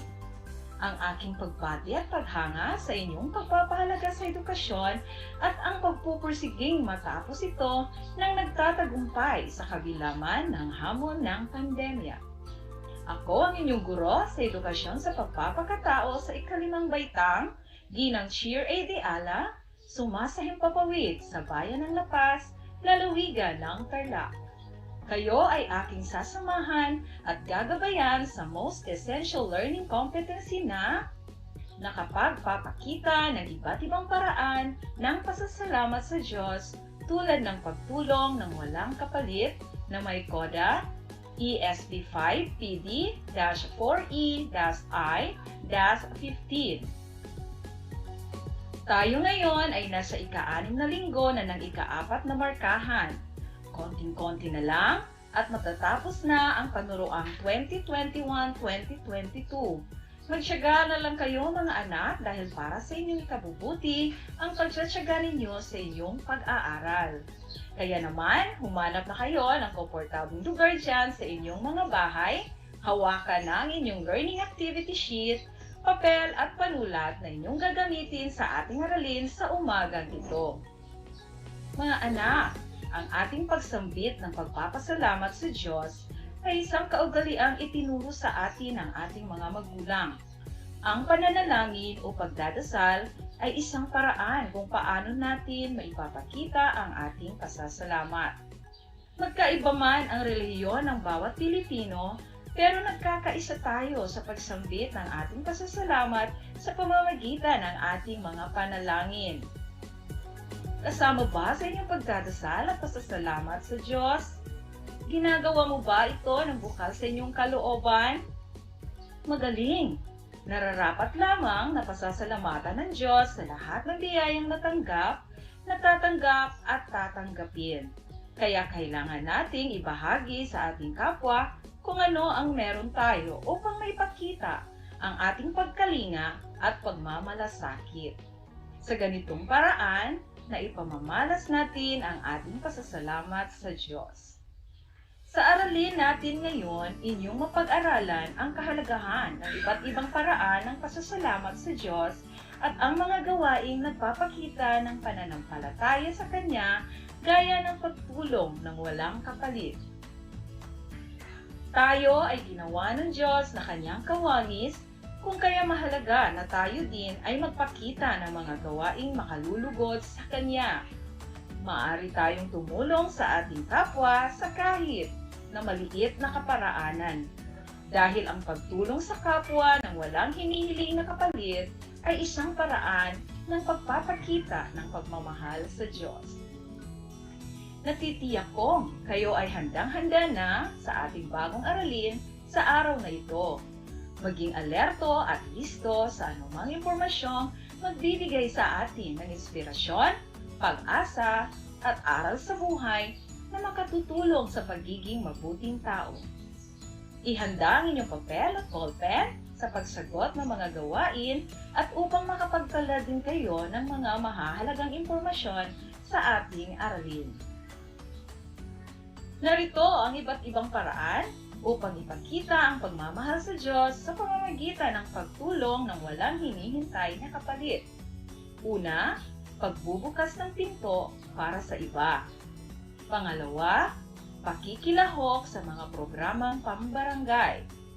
Pangatlo, pagsasabi ng salamat at paumanhin kapag nagkasala. Pang-apat, pag-aalalay sa mga matatanda, may kapansanan o buntis. At ang panglima, pagbibigay ng mga damit na hindi na nagagamit sa mga nangangailangan. Para higit ninyong maintindihan at mapaghandaan ang ating talakayan, ating sasagutin ang ating unang gawain. Hinihingi ko ang gabay ng mga magulang o tagapag-alaga na samahan ang ating mga mag-aaral upang gabayan sila sa ating aktibidad. Narito ang panuto para sa ating unang gawain. Isulat ang check kung ang isinasaad ng pangungusap ay nagpapakita ng pagmamahal sa Diyos sa pamamagitan ng paggawa ng mabuti sa kapwa at X kung hindi. Isulat ang sagot sa sagutang papel o di kaya i-type sa comment box. Handa na ba kayo mga anak? Kung handa na kayo, simulan na natin. Si Jose ay laging tumutulong sa mga gawaing bahay. Check o X ba ang iginagawa ni Jose sa pagtulong sa mga gawaing bahay? Check ba ang inyong sagot? Mahusay mga anak! Kayo ay tama! Ang pagtulong natin sa mga gawaing bahay ay isang paraan upang maipakita natin ang ating pagmamahal sa Diyos. Dahil kapag natutuwa sa atin ang ating mga magulang, natutuwa rin sa atin ang puong may kapal. Sa ating ikalawang bilang, ang pamilya nila Emerson ay nagpuputol ng mga punong kahoy at sumisira ng mga halaman. Check o X ba ang ginagawa ng pamilya ni na Emerson? Ang sagot ninyo ba ay X? Magaling mga anak! X nga ang dapat na sagot dito. Ang pagsisira ng mga halaman at pagpuputol ng punong kahoy ay hindi kaaya-ayang gawain sapagkat ang mga ito ay bigay sa atin ng Diyos para sa mabuting pakikinabang at hindi para sirain lang. Sa ikatlong bilang naman, si Joy ay nagpapakita ng paggalang sa opinyon at paniniwala ng ibang tao tungkol sa Diyos. Check ba ito o X? Check ba ang sinulat ninyo sa inyong sagutang papel? Natumbok ninyo ang tamang sagot. Mahusay! Gaya ng sinabi ko sa inyo kanina, kahit magkaiba man ang ating relihiyon at paniniwala, mahalagang igalang natin ang kanilang opinyon. Hindi masisiyahan ng Diyos kung tayo ay mag-away-away dahil lang sa pagpipilit nating tanggapin ng ibang tao ang ating paniniwala at opinyon na hindi katulad ng sa kanila. Sa ikaapat na bilang pasasalamat sa Diyos, nagbabahagi at nagbibigay ng mga damit at pagkain sa mga taong nasunugan sina Kristen at Nicole. Tama ba ito o mali? Kung ang inyong sagot ay check, mahusay mga anak. Natumbok ninyo ang tamang sagot. Mainam sa pakiramdam na tayo ay nakatutulong sa ating kapwa, lalong-lalo na sa panahon na sila ay nangangailangan. Ngunit, mas masarap sa pakiramdam kung tayo ay tumutulong na hindi tayo naghahangad ng kapalit mula sa mga taong ating natutulungan dahil alam natin ang Diyos ay nakatingin sa mga taong may ginagawang mabuti sa kapwa. Para sa ikalimang bilang, hinayaan ni Janine na umiyak ang bata pagkatapos niyang maapakan ang paa nito. Check ba ito o X? Kung ang inyong sagot ay X, magaling mga anak, tumpak ang inyong mga sagot. Ugaliin natin mga anak ang paghingi ng sorry o paumanhin kapag tayo ay nakasakit sa ating kapwa. Physical man ito o emotional. Ikinatutuwa ito ng Diyos dahil ito ay nagpapakita ng pagiging mabuting tao. Nakuha niyo ba ang lahat ng tamang sagot? Kung oo, napakahusay ninyo mga bibong bata.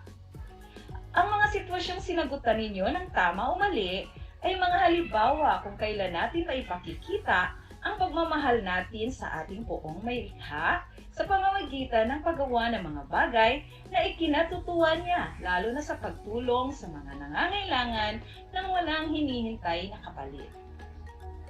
Atin ngayong babasahin ang isang kwento na isinulat ni Teacher Kathleen B. Valeriano na pinamagatang Pagtulong ng Walang Kapalit. Maaari ninyo akong sabayan sa pagbabasa upang masigit ninyong maintindihan ang kwento at masasagutan ninyo ang mga sumusunod na katanungan. Sabayan ninyo ako mga bata sa pagbabasa ha. Sadyang sakitin ang bunsong anak ni Aling Lydia na si Boyet. Labas-masok ito sa ospital dahil na rin sa kanyang hika. Isang araw, sinumpong na naman ng kanyang hika si Boyet. Alalang-alala si Aling Lydia dahil bukod sa kagagaling lang nila sa ospital noong nakaraang linggo, ay wala na silang pera upang ipagamot uli si Boyet. Sumasideline si Mang Anton na ama ni Boyet at si Aling Lydia naman ay nakilabada. Ang kanilang kita ay sapat lang para sa kanilang mga pang-araw-araw na gastusin. Nag-alala si Aling Lydia na maaring mangyari kay Boyet, kaya dali-dali siyang nagtungo kay Aling Nelly, isang nurse kung saan siya nakikilabada. Ma'am Nelly, kakapalan ko na po ang aking mukha para sa anak kong si Boyet. Sinumpong na naman po siya ng kanyang hika. Lumapit po ako upang makahiram po sana ng pampagamot ng aking anak, wika ni Aling Lydia. Agad na naglabas ng pera sa kanyang pitaka si Aling Nelly. Eto Aling Lydia, mayroon po akong naitabing pera dito. Kunin mo muna at nang maipagamot mo na kaagad si Boyet, sambit ni Aling Nelly. Nako, napakabuti niyo po talaga. Maraming salamat po sa inyong tulong. Agad ko itong babayaran kapag kami ay magkapera, dagdag ni Aling Lydia. Huwag mong isipin yan. Ang mahalaga ay maipagamot mo at gumaling si Boyet. Hala, umalis na kayo o pag hindi kayo tanghaliin, panapos na wika nito. Laking pasalamat ni Aling Lydia dahil may mga tao pa rin na handang tumulong nang walang kapalit. Ngayon ay oras na para sa ating mga katanungan. Handa na ba kayo mga bata? Para sa unang bilang, sino-sino ang mga pangunahing tauhan sa kwento? Kung ang sagot ninyo ay Aling Lydia, Boyet at Aling Nelly, tama, magaling!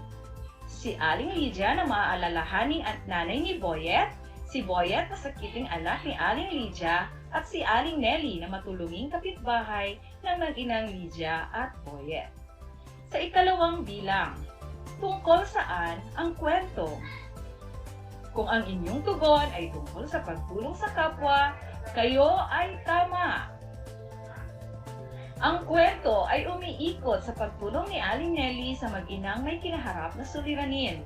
Hindi siya umaasang mababayaran agad ang pinahiram na pera ng mag-ina kundi gagaling lang agad si Boyet ay tama na sa kanya. Para sa ikatlong bilang, anong aral ang gustong iparating sa kwento? Ang sagot ba ninyo ay pagtulong sa kapwa? Tama, mga anak.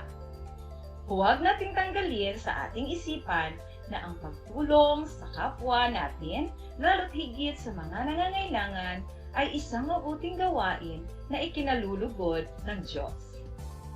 Ika-4. Ano ang maaaring mangyari kung walang tutulong kay Aling Lydia? Tingnan nga natin ang mga sagot mula sa ating comment section. Mula kay Daniel Ramos ng Comillas Elementary School, maaaring lumala ang sakit ni Boyet. Tama na! Ang galing naman! May posibilidad na lumala ang sakit ni Boyet dahil hindi siya kaagad madadala sa ospital dahil sa kakapusan ng pera. Mabuti na lang at may kapitbahay silang may mabuting puso at tinulungan sila. Para sa panghuling bilang, kung ikaw si Aling Nelly, gagawin mo din ba ang kanyang ginawa? At bakit? Titingnan uli natin ang ating comment section para sa mga sagot ninyo. Okay, para kay Rafael Torres. Siya ay sumagot na, opo, gagawin ko rin po ang paglapit ko kay Aling Nelly para sa kaligtasan ni Boyet. Maraming salamat sa mga tugon ninyo mga bata. Ang gagaling talaga ninyo. Sa maraming pagkakataon, ang bawat isa sa atin ay maaaring maipakita ang pagpapalaga at pagpapasalamat sa Diyos sa pamamagitan ng paggawa at paghangad ng mabuti sa ating kapwa. Isa sa mga paraan ng pagpapakita natin ng pagpapasalamat sa Diyos ay ang pagtulong natin sa ating kapwa. Maraming mga paraan ng pagtulong sa kapwa. Hindi kailangan ito ay magarbo o mahal. Ang mga simpleng pagtulong sa ating kapwa lalo na sa panahon ng pandemya ay isang mabuting paraan ng pagpapakita ng pasasalamat natin sa Diyos. Sana may natutunan na kayo sa ating aralin ng mga paraan ng pagtulong sa kapwa nang walang hinihintay na kapalit. Mahalagang tandaan mga bata ang mga sumusunod na konsepto mula sa ating aralin ngayong araw. Isa-isahin muli natin ang mga paraan upang ipakita ang pagmamahal sa Diyos sa pamamagitan ng pagtulong ng walang hinihintay na kapalit. Una, pagbubukas ng pinto para sa iba. Maaaring maliit na bagay lang ito para sa iba, pero ito'y napakalaking bagay na sa mga taong nahihirapan o walang kakayahang magbukas ng pinto dahil sa kanilang kapansanan. Pangalawa, pakikilahok sa mga programang pambarangay. Ang pakikilahok natin sa programang pambarangay ay isang paraan para makatulong tayong mapaunlad ang ating komunidad kung saan tayo nakatira at namumuhay. Dapat kasama tayong mapaunlad ito sa pamamagitan ng pakikiisa sa programa. Tandaan, masaya ang makatutulong kahit sa maliit na bagay lang. Pangatlo, pagsasabi ng pasasalamat at paumanhin kapag nagkasala. Ang pagsasabi ng salamat at paumanhin kapag nagkasala ay mga positibong kaugalian na dapat nating isabuhay sa araw-araw. Hindi ito nakabababa sa pagkatao natin kung tayo ay nagpapasalamat at humingi ng paumanhin. Bagkos, ang mga ito ay nagpapataas sa atin ng sa mga mata ng ating amang may likha. Pang-apat, ang pag-alalay sa mga matatanda, may kapansanan o buntis. Maliban sa dahilang ito ay isa sa mabuting kaugalian, ito ay isa ring kultura nating mga Pilipino na hindi dapat mawala sa atin.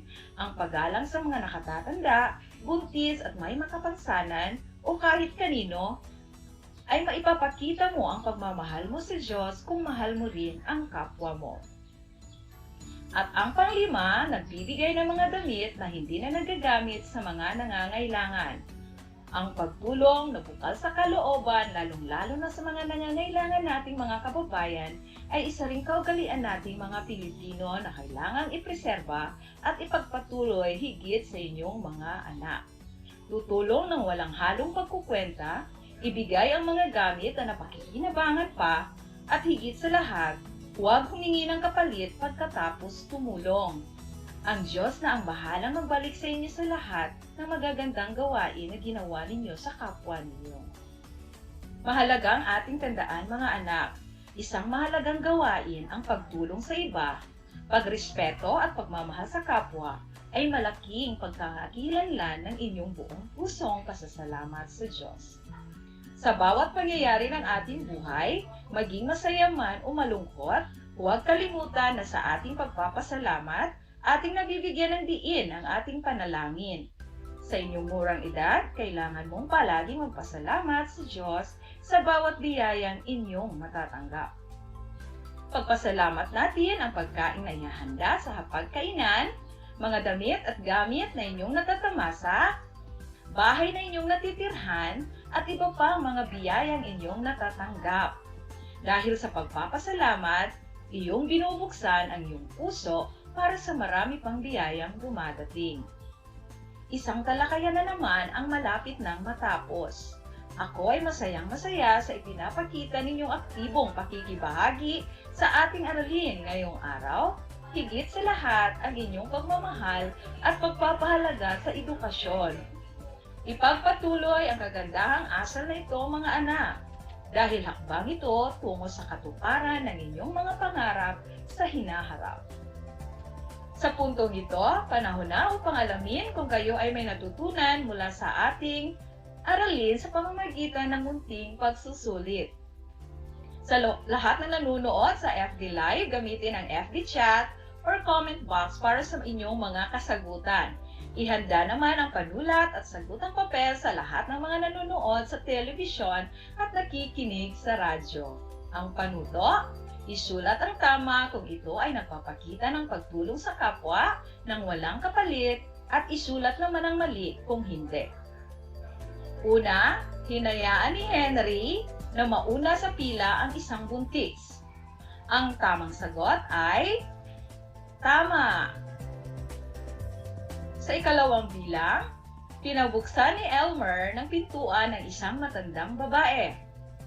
Mahusay ka kung ang sagot mo ay tama. Natabig ni Rika ang florera ng kanilang kapitbahay. Hindi ito humingi ng paumanhin. Ang tamang sagot dito ay mali. Para sa pang-apat na bilang, pinabayaan ni Mika ang isang matanda kahit nakita niyang nahihirapan ito sa kanyang mabigat na dala. Ang sagot ay mali. Para sa panghuling bilang, ibinigay ni Belle ang kanyang mga damit na hindi na niya nagagamit sa kanilang kapitbahay na kapuspalad. Tumpak ang inyong sagot kung ito ay tama. Binabati ko kayong lahat, mga anak, sapagkat natitiyak kong nakuha ninyong lahat ang tamang sagot sa ating pagsusulit. Mula sa akin, tanggapin ninyo ang mga salitang magaling, mahusay, mabuting tao. Mga bata, ako ay naghanda ng mga gawain at refleksyon sa inyong learning activity sheets. Inaasahan ko na ito ay inyong sasagutan ng buong sigasig at sa abot ng inyong makakaya. Sakali man na kailangan ninyo ang patnubay ng inyong kapamilya at guro, huwag kayong mag-atubiling sila ay tawagan upang kayo ay magabayan ng tama. Ipasa ninyo ang inyong mga sagot sa bawat gawain sa inyong learning activity sheet sa inyong guro. Sana ay naunawaan ninyo ang konsepto ng ating aralin. Ang ating lamang gawin ay isa-isip ang aral na ating natutuhan, isa-puso ang kabutihan, isagawa ang kagandahang asal, at isabuhay ang parehong karunungan at kabutihan araw-araw. Isang leksyon na naman ang ating natapos. Panalangin ko na anumang konsepto, higit lalo ang mga aral sa buhay na inyong natutunan sa araw na ito ay inyong maisabuhay sa araw-araw. Muli, ako ang inyong guro sa Edukasyon sa Pagpapakatao sa ikalimang baitang, Ginang Sheer A. de Ala, na sumasahimpapawid sa bayan ng Lapas, lalawigan ng Tarlac, na nagpapaalalang piliing maging mabuting tao sa lahat ng panahon at pagkakataon. Hanggang sa muli,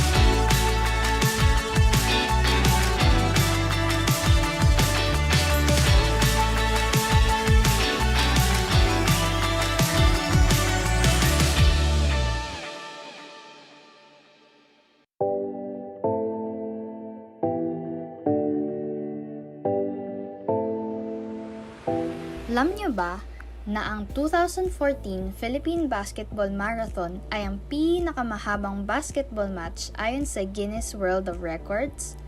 Ang laro ay naganap mula March 24 hanggang March 29, 2014 sa Meralco Gym sa Pasig at tumagal ng 120 hours.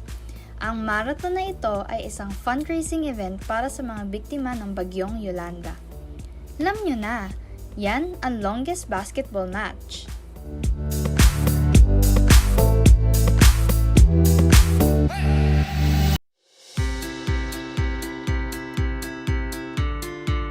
Upang matugunan ang mga kinakaharap na pagsubok ng mga guro at mag-aaral sa gitna ng kasalukuyang pandemya, nagsanib tulong sina Congressman Charlie Cojuangco ng unang distrito ng Tarlac, DEPED Region 3 Regional Director Dr. May B. Eclar at Tarlac Schools Division Superintendent Dr. Ronaldo Pozon para sa isang napapanahong proyekto na tinaguriang Project Shine, Aral TarlakHenyo.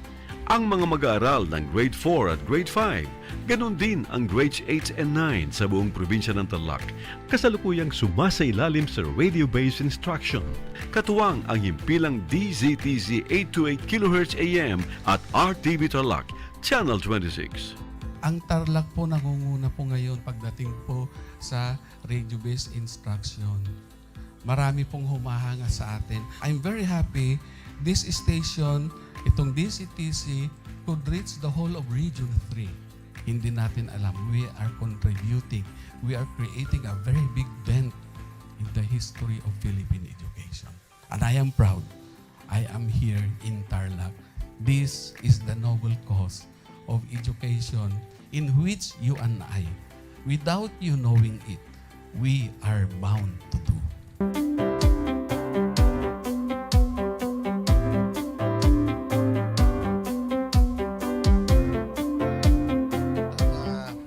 Project natin na Project Shine is a natural consequence dahil sa nangyari sa buong mundo. Let's continue to work together.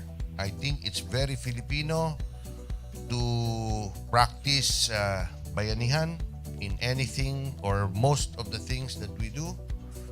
And this is a manifestation of that. No? We have private sector, we have DEPED, we have local government, all working together. And I hope the parents of some of these children, especially the parents that did not graduate from school or hindi nakapag-aral nung sila ay bata, sana naman gamitin na nila itong opportunity na mag-schooling na rin sila kasama ng mga anak nila para mag-bonding pati ang mga magulang sa mga bata. I look at this as doing God's work. Diba? So if you do God's work, it feels right. It's righteous. It's for good, not for evil. Good morning and happy learning, grade 4. Welcome to Aral TarlakHenyo here on RTV Tarlac, Channel 26. Simulcast over DZTZ 828. Radio Filipino Tarlac. I am Teacher Mercy Pacheco Bognot. This is Alistair Aidatu. I am Marie Josephine B. Andrade. I am Teacher Princess Marie M. Dueñas, and I will be your teacher broadcaster for today.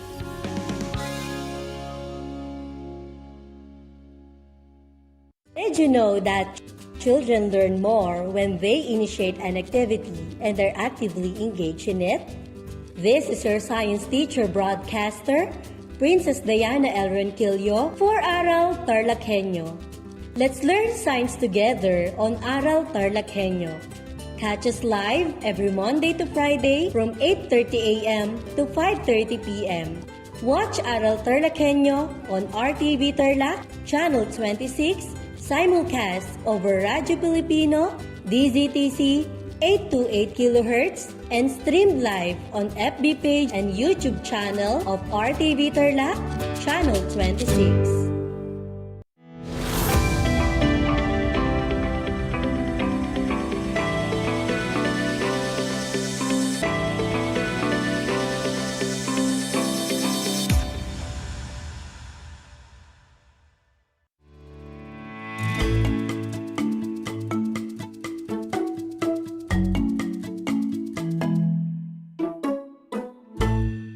Good morning, science kids. Welcome to Aral TarlakHenyo here on RTV Tarlac Channel 26. Simulcast over DZTC 828 Radio Filipino Tarlac. Broadcasting live here at Capas Tarlac. This is Sir Enzo T. Aguinaldo, your teacher broadcaster for Science Grade 5. How are you, science kids? I am happy that we are sharing this moment to explore the fun and exciting world of science. This is the perfect time for you to prepare the following. Make sure that you have your pen, paper, and your module in Science 5, Quarter 4, Module 2, which has the title Soil Erosion, the process that shapes Earth's surface. Again, the title is Soil Erosion, the process that shapes Earth's surface. Then, open it on page 4, Lesson 1, Factors that affect soil erosion. Again, open it on page 4, Lesson 1, Factors that affect soil erosion. Are you ready to gain new learnings? That's awesome! Before we proceed, do you still remember our lesson last Wednesday? Amazing! In the last meeting, you learned about how rocks turn into soil. For me to strengthen your learnings, let us have our first activity entitled ABCD Choose It. Choose and write the correct letter of the correct answer on your paper. Again, choose and write the correct letter of the correct answer on your paper. I will repeat the question and options of every item once. And you have 5 seconds to answer every item. And for those watching via FB Live, hello kids! You may type your answer in the chat box. Again, for those who are watching via FB Live, you may type your answer in the chat box. Are you ready? All right! Number 1. Which of the following is the breaking down of rocks into fragments? A. Erosion. B. Flooding.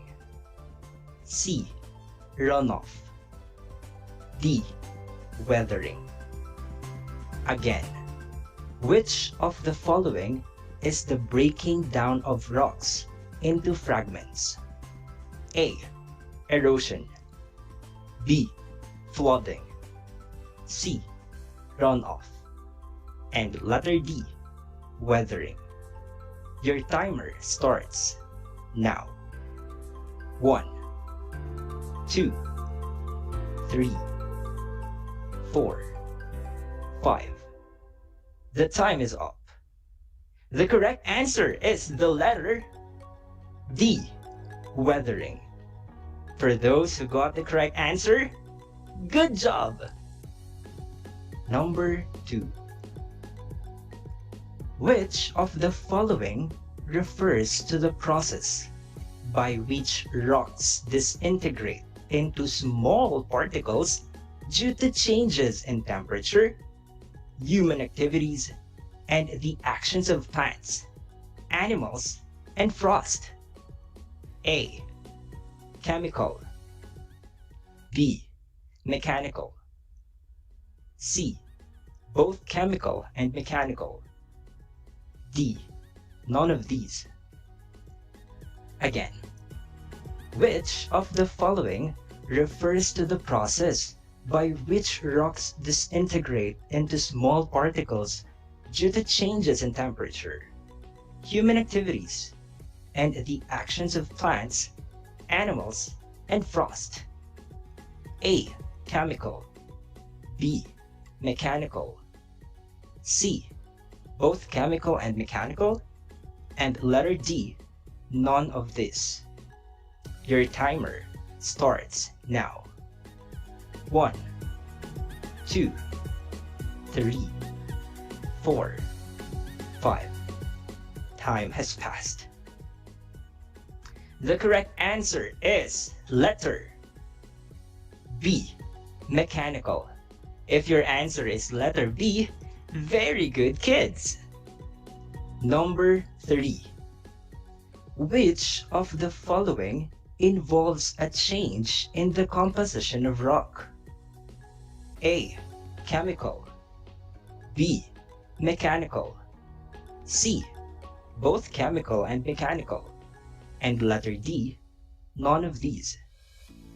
Again, which of the following involves a change in the composition of the rock?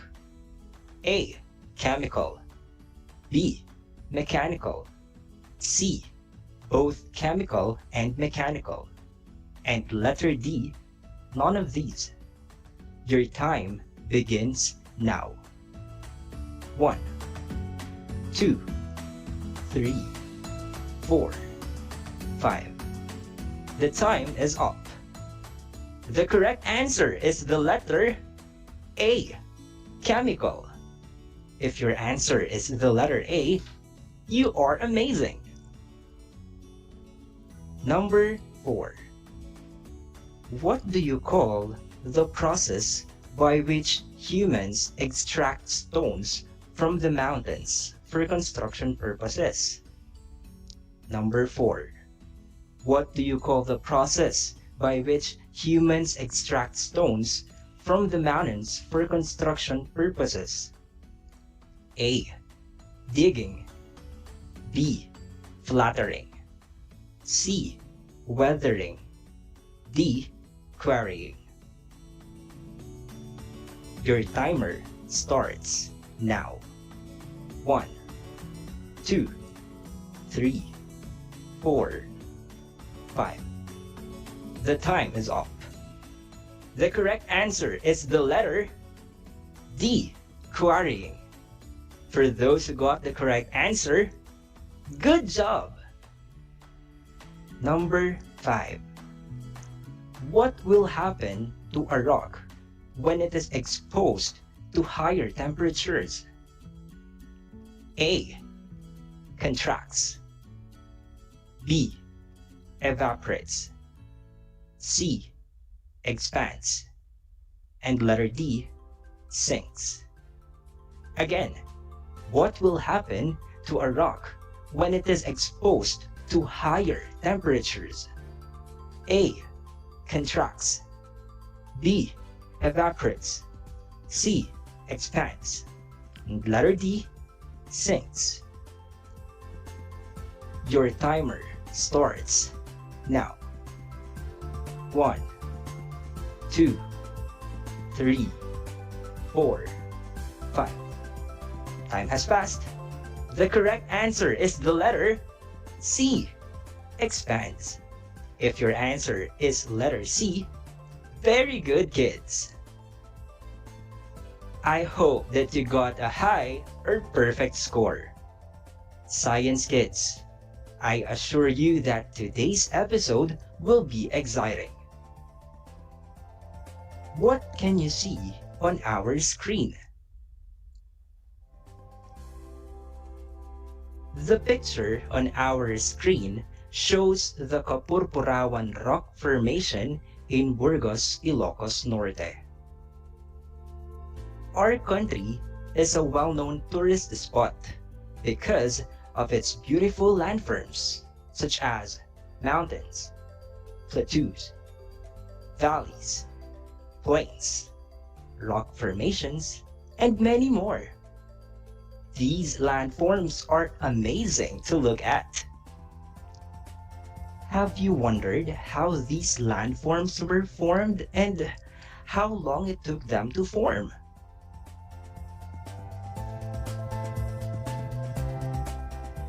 Our topic for today is all about factors that affect soil erosion.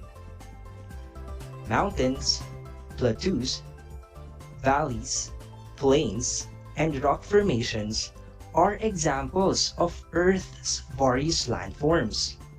You know what, kids? Some of these landforms were formed because of soil erosion. Soil erosion is the transfer of rock fragments and soil from one place to another.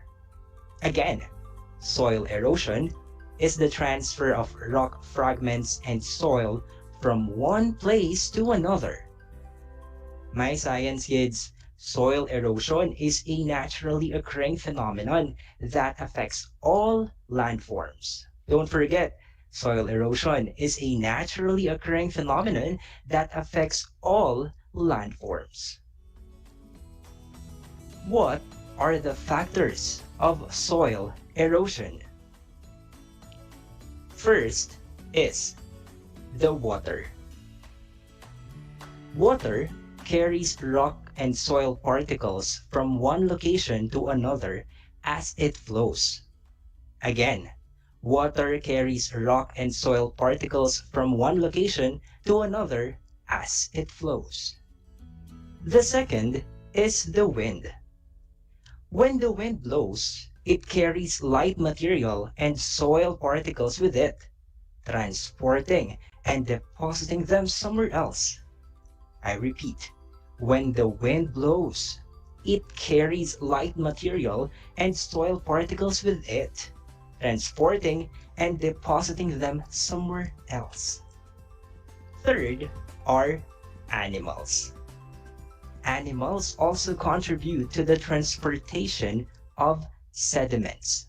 When burrowing animals dig the ground, some rock and soil particles stick to their bodies. One more time. When burrowing animals dig the ground, some rock and soil particles stick to their bodies. As they move from place to place, they carry such particles too. Once again, do not forget, kids, as they move from place to place, they carry such particles too. Fourth are humans. We cannot deny that humans play a significant role in the rate at which soil erosion occurs, such as gardening, quarrying, mining, deforestation, bad farming, and kaingin.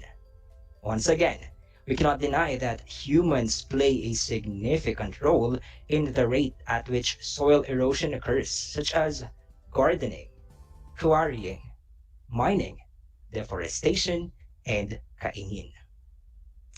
Gardening causes soil erosion when digging the soil for planting. Gardening causes soil erosion when digging the soil for planting. Quarrying is the process of removing rocks from mountains to be used in construction. Again, quarrying is the process of removing rocks from mountains to be used in construction. Third is mining. Mining is the process of removing minerals and metals from soil and rocks. Mining is the process of removing minerals and metals from soil and rocks. The next is deforestation. Deforestation occurs when trees are cut down without being replaced. I repeat, deforestation occurs when trees are cut down without being replaced. Because there are no roots to hold or retain water from heavy rains, the soil becomes loose, making it more vulnerable to erosion.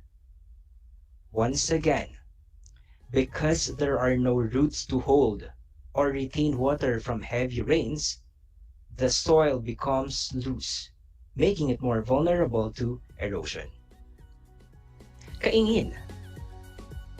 Kaingin is also known as slash and burn. Again, the other term for kaingin is slash and burn. Kaingin is the practice of cutting down trees and burning them to clear land for cultivation, exposing the land to air and water, and making the soil prone to erosion. Once more, always remember that kaingin is the practice of cutting down trees and burning them to clear land for cultivation, exposing the land to air and water, and making the soil prone to erosion. Is everything clear? That's awesome! Now, my dear science kids, to measure your learnings, let us have a short quiz. I would like you to get a paper, and this is what you are going to do. Answer the question and write your answers on your paper. Again, answer the question and write your answers on your paper. This is the question. Based on our discussion, what are the 4 agents or factors of soil erosion? Again, what are the 4 agents or factors of soil erosion? You will have 5 minutes to answer. Your timer starts now.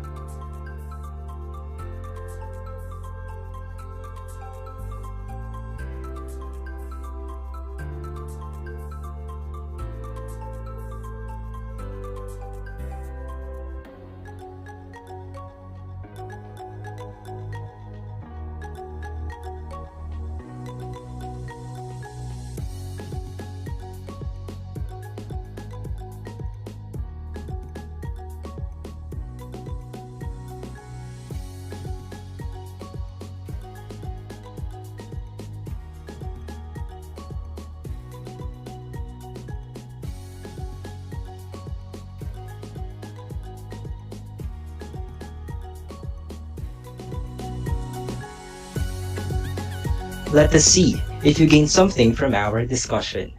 Let us start checking your work. Kids, practice honesty all the time. The question goes like this. What are the 4 agents or factors of soil erosion? There are different agents of soil erosion. It includes water, wind, animals, and humans. Again, there are different agents of soil erosion. It includes water, wind, animals, and humans. Did you get the correct answers? With that, you deserve a thumbs up. Let us now have a quick recap of our discussion. When rocks are broken down into different pieces, it does not stay in one place. But why? Some rock fragments become part of the soil. Others are transferred from one place to another. The movement of rock fragments and soil from one place to another is called erosion.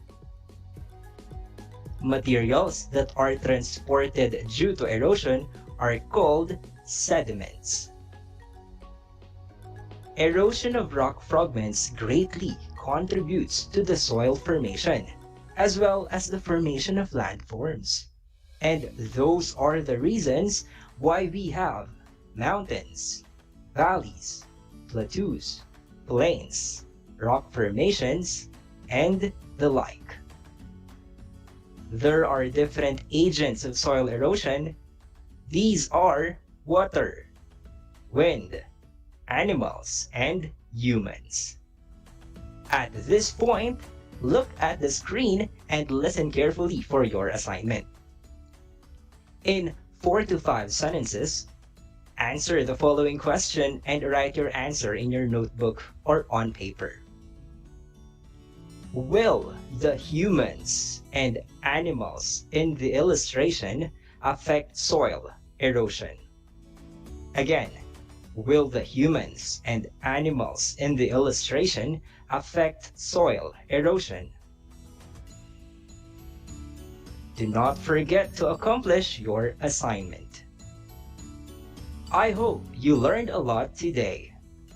If you have questions, clarifications, or if you want to share something about our lesson, send me a message at 0909 704 6560. This is Project Shine Aral TarlakHenyo here on RTV Tarlac Channel 26. Always remember that you are smart and skilled because you are a science kid. This is your Science Grade 5 teacher broadcaster, Sir Enzo. Thank you and God bless. Enjoy the rest of your day.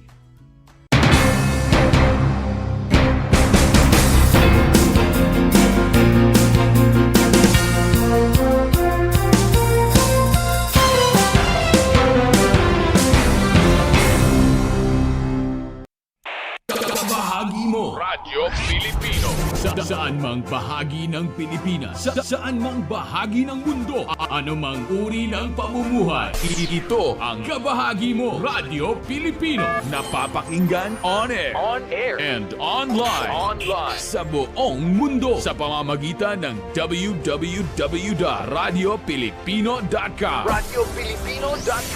Impormasyong may kalidad at serbisyong may halaga, kasama katuwang Kapinoy. Kabahagi Mo Radyo Pilipino. Radyo Pilipino. Wagi sa kalaman, kabahagi sa kaligtasan. Gana sa karaman kaparte sa seguridad. Analo at kakapatan, kabiyangan at kilalaban. Narito ang mga dapat gawin kapag may sunog. Kung nasusunog na ang bahay, lumabas agad. Huwag nang magsalba pa ng gamit.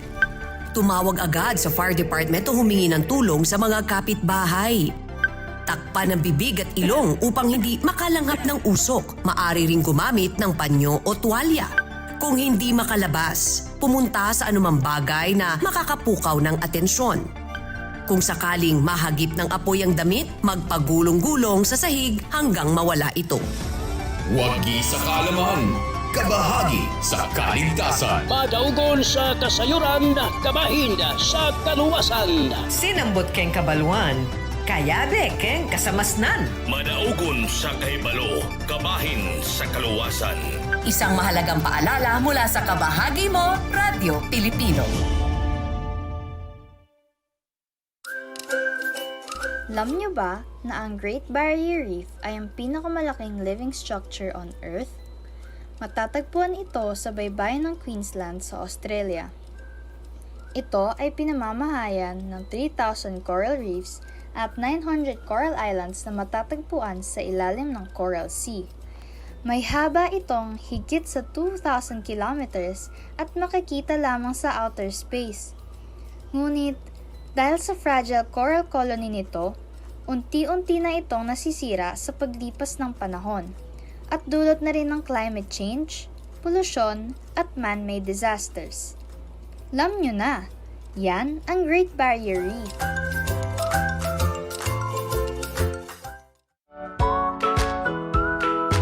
How are you today? Hello, everyone. Hello, learners of Tarlac. Good morning, Math Talino Grade 4 learners! Welcome to Aral TarlakHenyo here on RTV Tarlac Channel 26. Simulcast over DCTC Radio Filipino Tarlac. I'm Sir Glenn, your teacher broadcaster. Broadcasting live here at Paniki Tarlac. Remotely here in Concepcion, Tarlac. Live here at Barangay Pedro Elquines, Mayantok, Tarlac. Broadcasting live from Ramos National High School. Your anchor teacher today for grade 9 mathematics. your partner in education this time of pandemic.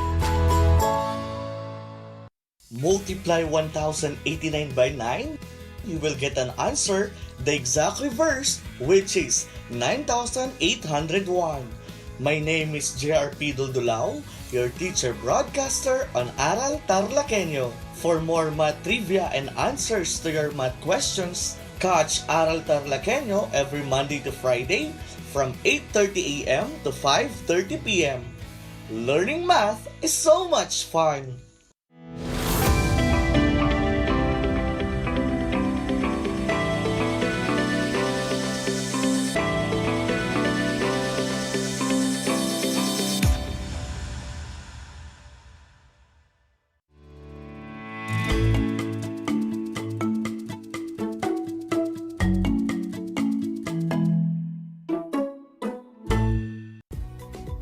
Good morning, everyone. Hello, grade 5 learners. How are you today? Welcome to Project Shine Aral TarlakHenyo here on RTV Tarlac Channel 26 and Cable TV Channel 100. Simulcast over DCTC 828 Radio Filipino Tarlac. You can also catch us up at RTV Tarlac Facebook Live and YouTube channel. Today is Monday, May 30, 2022. I am Marlon Gutierrez Pexon, your teacher broadcaster for Mathematics Grade 5, bringing your lesson on air live via remote broadcast from Kabiling, Tarlac. We are now on 4th quarter, week 4. Dear learners, join me today as we explore and learn another fun-filled lesson. Make sure that you are in a conducive place so that you can concentrate on your lesson and hear me well over our broadcast.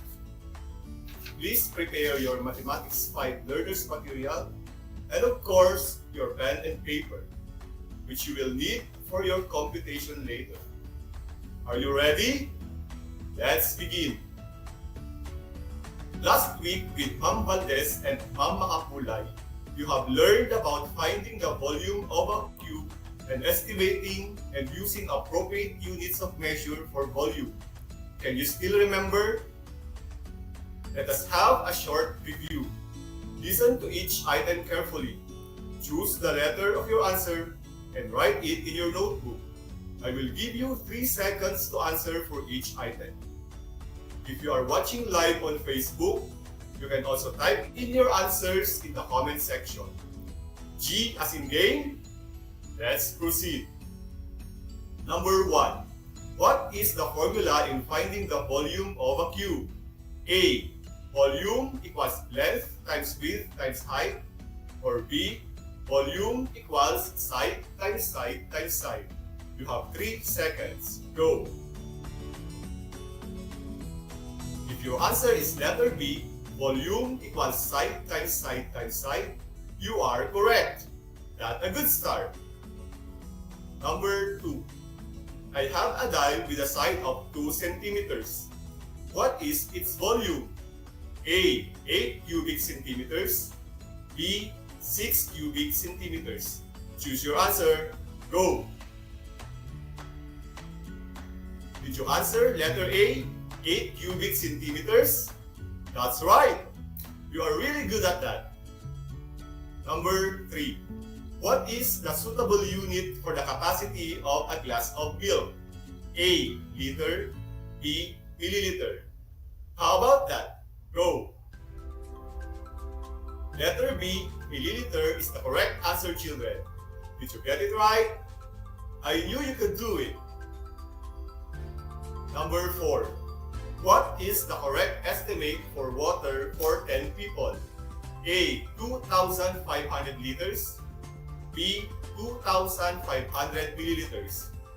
What's your choice? Go! What is your answer? Is it letter B, 2,500 milliliters?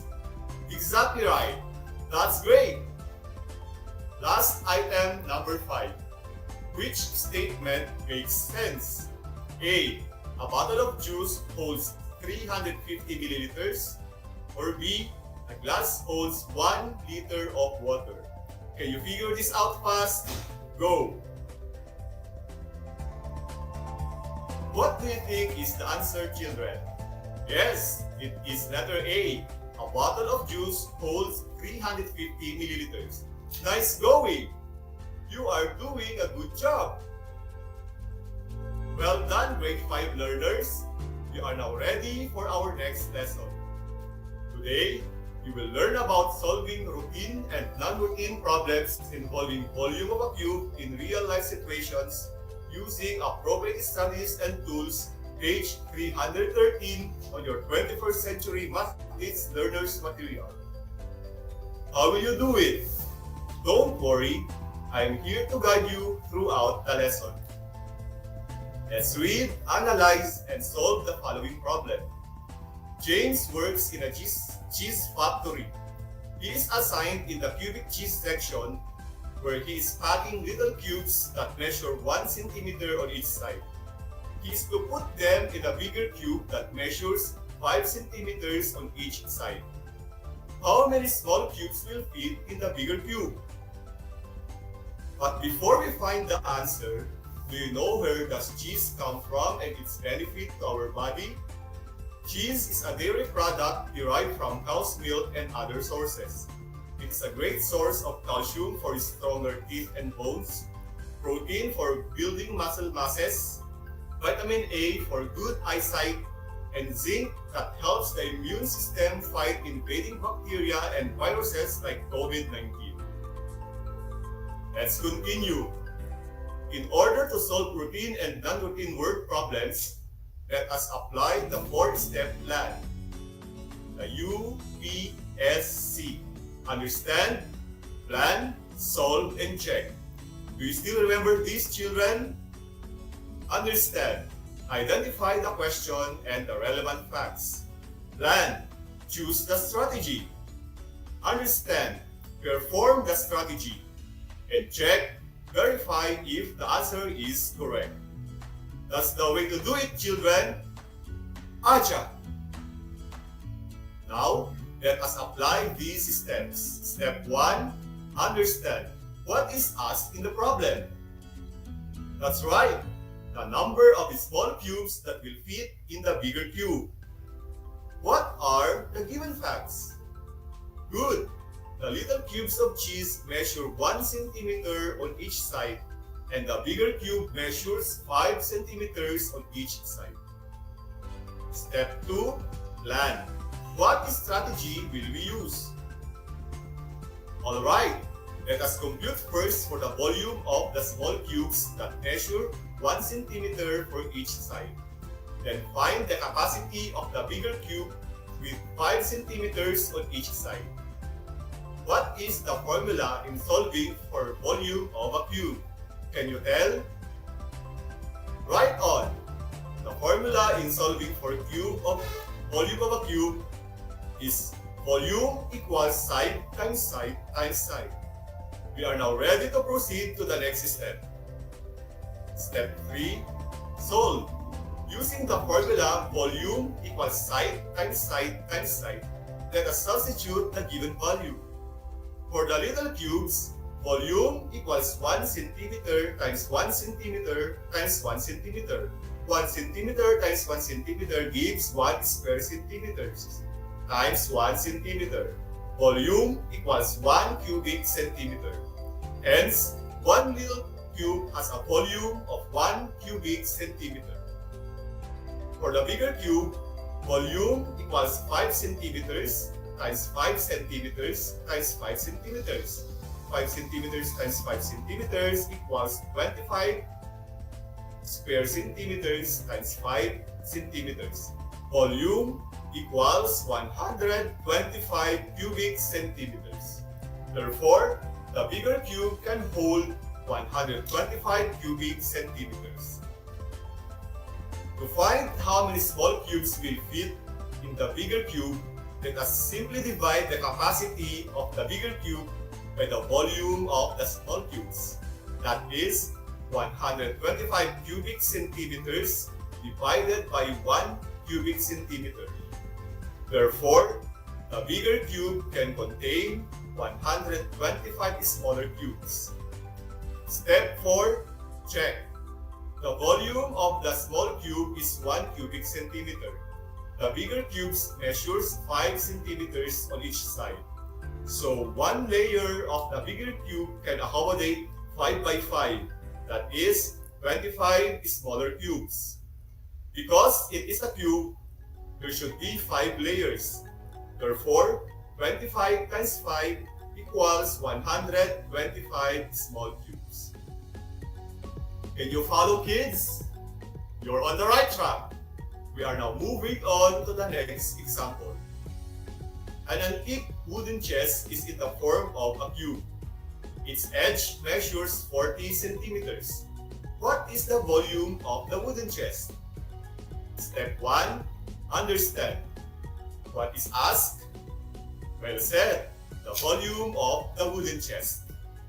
What is given? Yes, absolutely. Its edge measures 40 centimeters. Step 2. Plan. What strategy will we use? You mentioned it. We use the formula. What is the formula for volume of a cube? You said it right.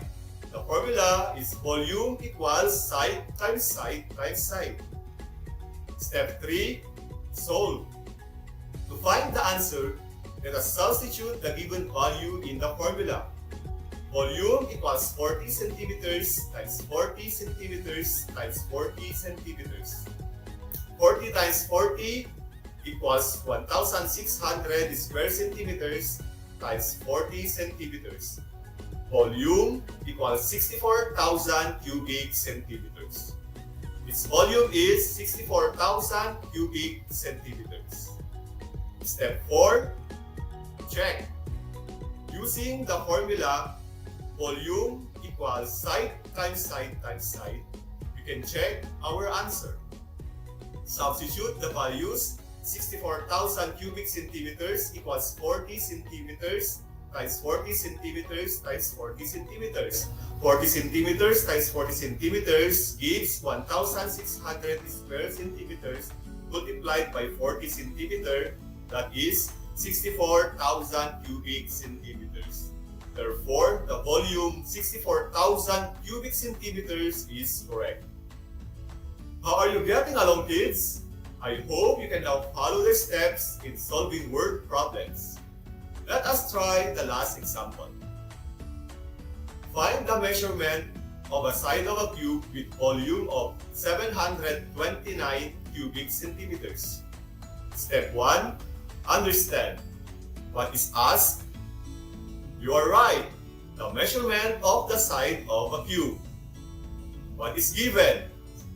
That's correct. The volume of the cube, 729 cubic centimeters. Step 2. Plan. What strategy will we use? Since the volume of a cube is given, and we are looking for the length of its side, we will use the formula in solving for the side of the cube.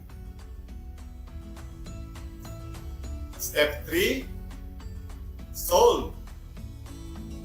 Using the formula, volume equals side times side times side, let us substitute the given value. 729 cubic centimeters equals side times side times side.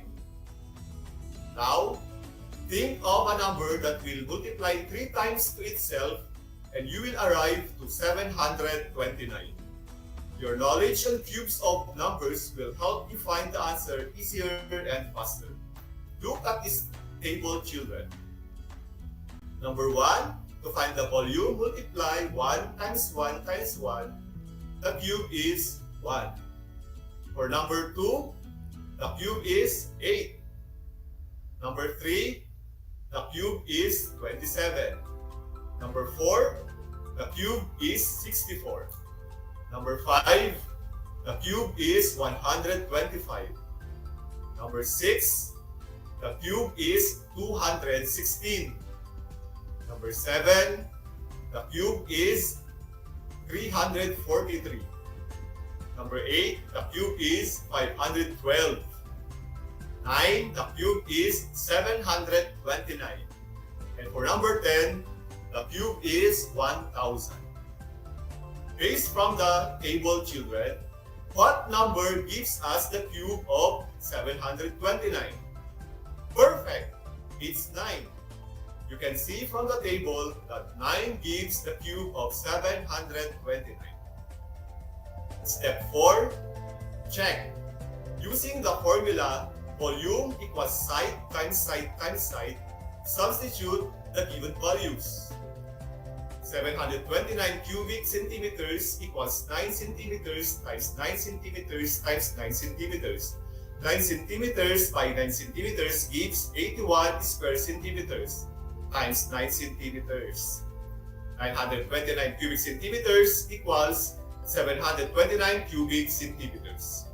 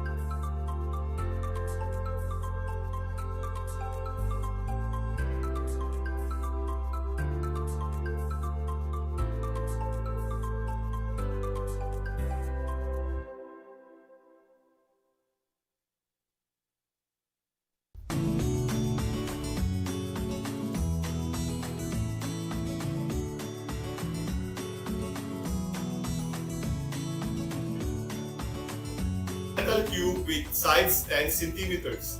He wants to find its volume. What is the volume? Your 10 seconds start now.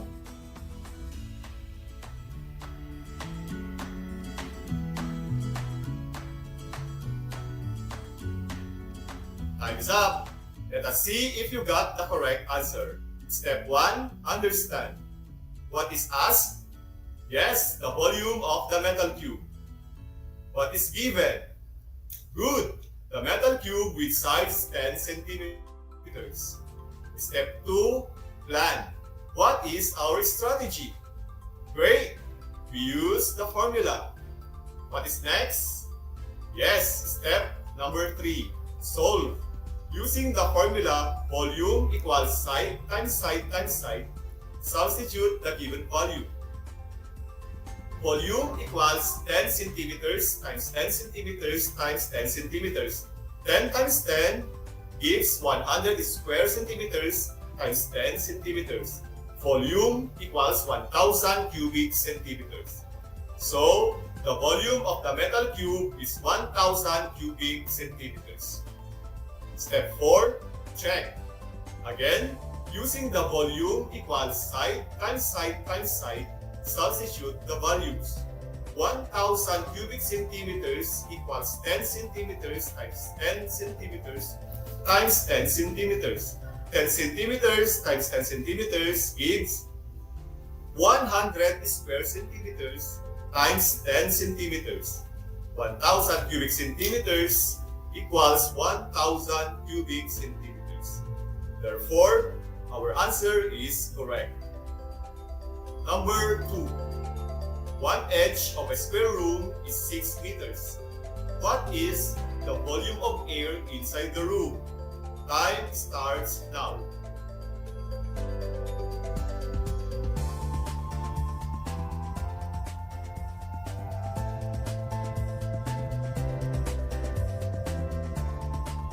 Time is over. Let us see if you gave the right answer. Step 1. Understand. What is asked? That's right, the volume of the square room. What is given? Correct. One edge of a square room is 6 meters. Step 2. Plan. What is our strategy? Fabulous! We use the formula. Step 3. Solve.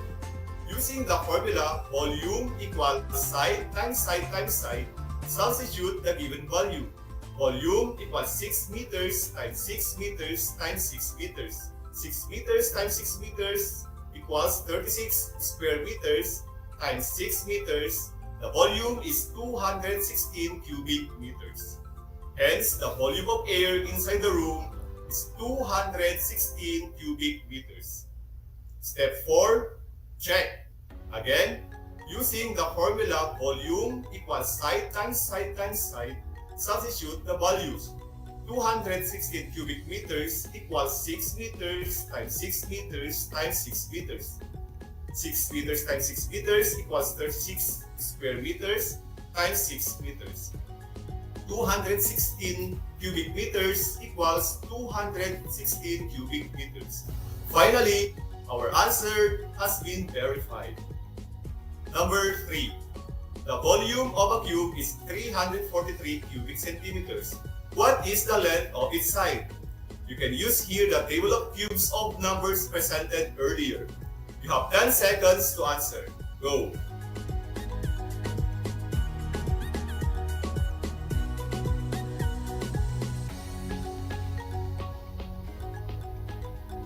Your 10 seconds has ended. Let us find out if you have the correct answer. Step 1. Understand. What is asked? Nice! The length of the side of the cube. What is given?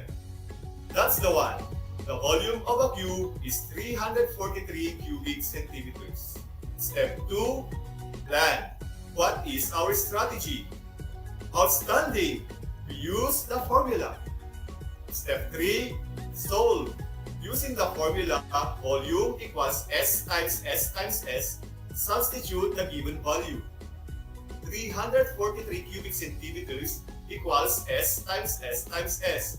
What number will you multiply 3 times to itself to get 343? Is it 7? Let us try.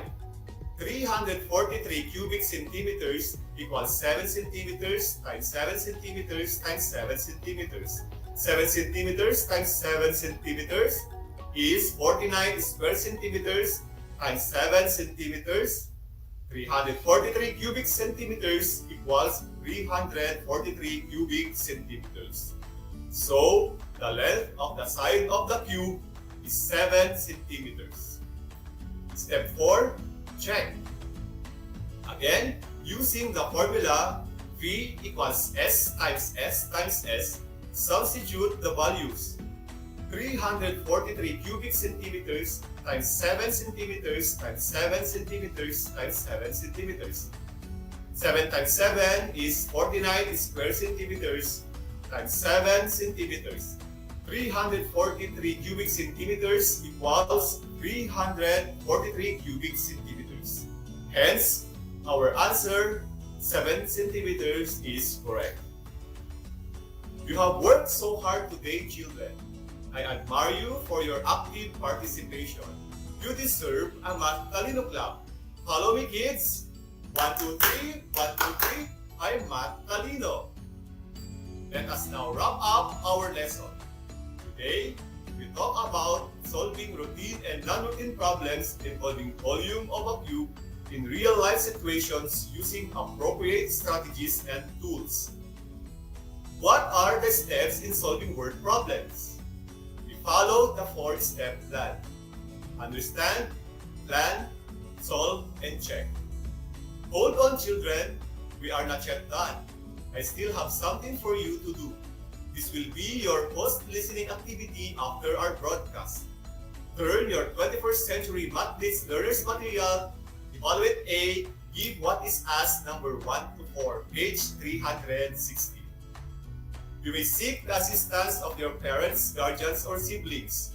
Make it sure that you will send to your math teacher your accomplished task when your parents or guardians return it to school on the day of retrieval. That's all for today, children. We will have more exciting activities on our next broadcast. I hope you enjoyed our lesson and learned a lot today. Once again, I am Marlon Gutierrez Pexon, your teacher broadcaster for Mathematics Grade 5, reminding you to stay home, stay safe, and stay healthy every day. Congratulations, Grade 5 learners. God bless everyone. Until next time.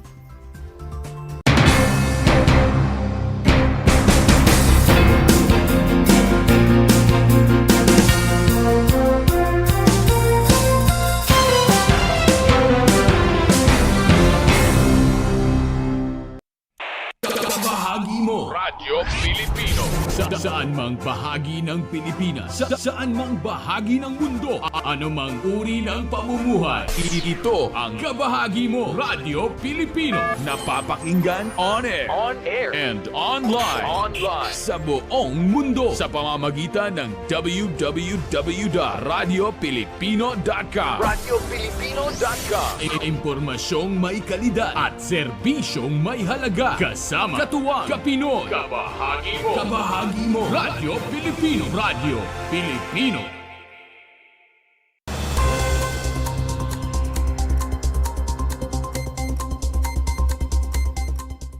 Kinilala na kamakailan ang mga nagwagi sa Tinapay T1 Ban and Bread Making Competition.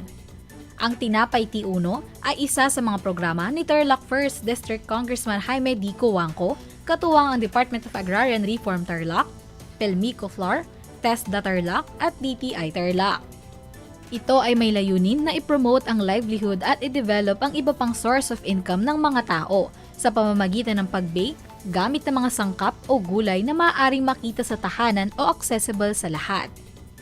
Naroon sa isinagawang kompetisyon at pagkilala sa mga nagwagi si Congressman Jaime Cuangco, kasama sina Governor Susan Yap, Environmental Planner Rogelio Marzan, Regional Director James Arsenio, Provincial Director Ms. Zaida Garibay, at TESDA Provincial Director Leonardo Tabarno. Pagbati at pagpupunyagi sa kanilang skills ang ipinahayag ni Congressman Jaime Cuangco para sa mga nanalo. Para sa Special Bread category, champion ng Kabayawasan Farmers Agricultural Cooperative. First place ang Sinulatan First Agriculture Cooperative at second place ang Aduas Multipurpose Cooperative. Para sa Ban category, champion ng Barakbak Farmer Cooperative, first runner-up ang San Sotero Primary Multipurpose Cooperative, at second runner-up ang Baquero Sur Farmers Agriculture Cooperative. Nasungkit naman ng Sinulatan First Agriculture Cooperative ang Special Award.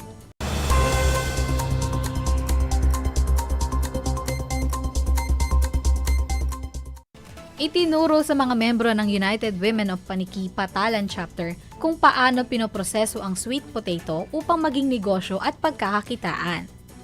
Sa pangunguna ng Department of Trade and Industry Tarlac, katuwang ang Negosyo Center ng Paniki at Barangay LGU, inorganisa kamakailan ang Entrepreneurial Mind-Setting Seminar at Skills Training para sa mga membro ng United Women of Paniki sa Barangay Patalan, Paniki, Tarlac. Ipinaliwanag ni Business Counselor Ran G. Manalak ang iba't ibang katangian ng pagnenegosyo, kabilang dito ang kahalagahan ng entrepreneurship. Habang itinuro naman ni Mr. Danilo Gacosan ang proseso ng paggawa ng chips, jam confectionaries, at hopya gamit ang sweet potato bilang pangunahing sangkap.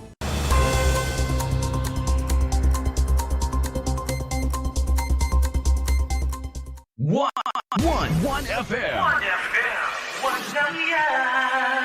This is your one. My only one. One lang yan. The only one. One FM. 96.1 Tarlac, 98.3 Lucena, 88.3 Legazpi, 96.1 Surigao, 95.9 Butuan, 92.1 Mindoro, 96.7 Tacloban, 99.3 Baler, 95.1 Puerto Princesa, Palawan. This is your one. Your only one. Your only one. One FM. Your only one FM.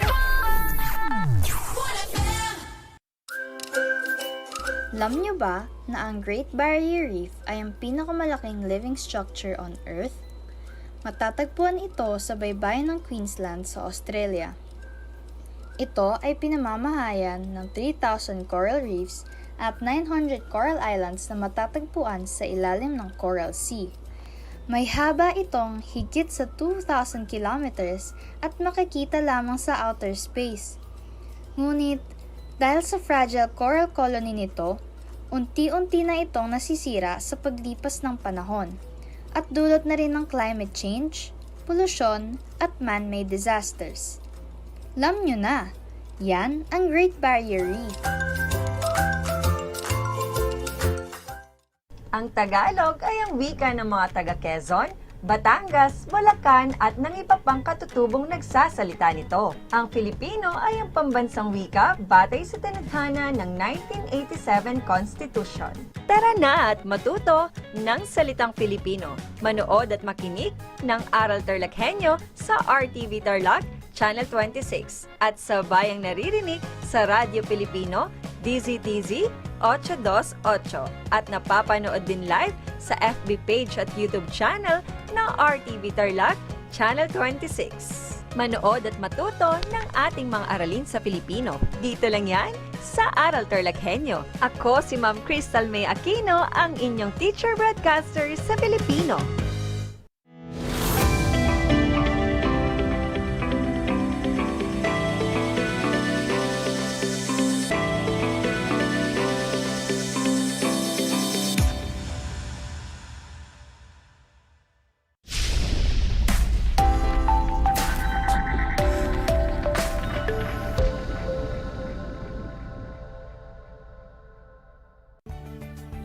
Magandang tanghali sa mga magigiliw naming mag-aaral sa ikalimang baitang. Ngayon ay Miyerkules, 13 ng Abril, taong 2022.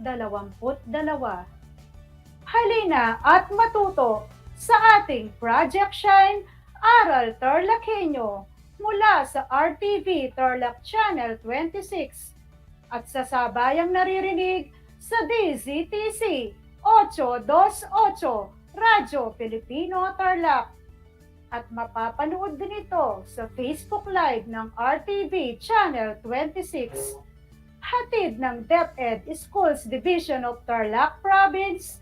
Kaway-kaway, ako ang inyong teacher broadcaster, Ginang Pamela S. Maristela ng Banaba Elementary School, Bamban West District, na maghahatid sa inyo ng bago at makabuluhang kaalaman sa Pilipino ng ikalimang baitang. Marapat lang na ating tandaan sa araw na ito ang 3 M. Makinig, makisama, at matuto kasama ang inyong guro. Bago natin simulan ang ating talakayan, inaasahan ko na kayo ay nasa maaliwalas na lugar at maayos na napapanood at naririnig ang ating broadcast. Pakihanda ang inyong mga learning activity sheets, papel at ballpen para masundan ninyo ang ating talakayan ngayong araw.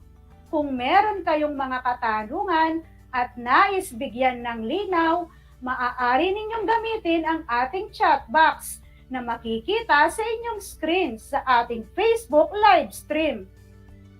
Handa na ba kayong makinig at matuto mga bata? Ayos! Ako'y natutuwa at kayo'y handang-handa na. At dahil dyan, atin nang simulan ang ating bagong aralin. Halina at atin itong tuklasin.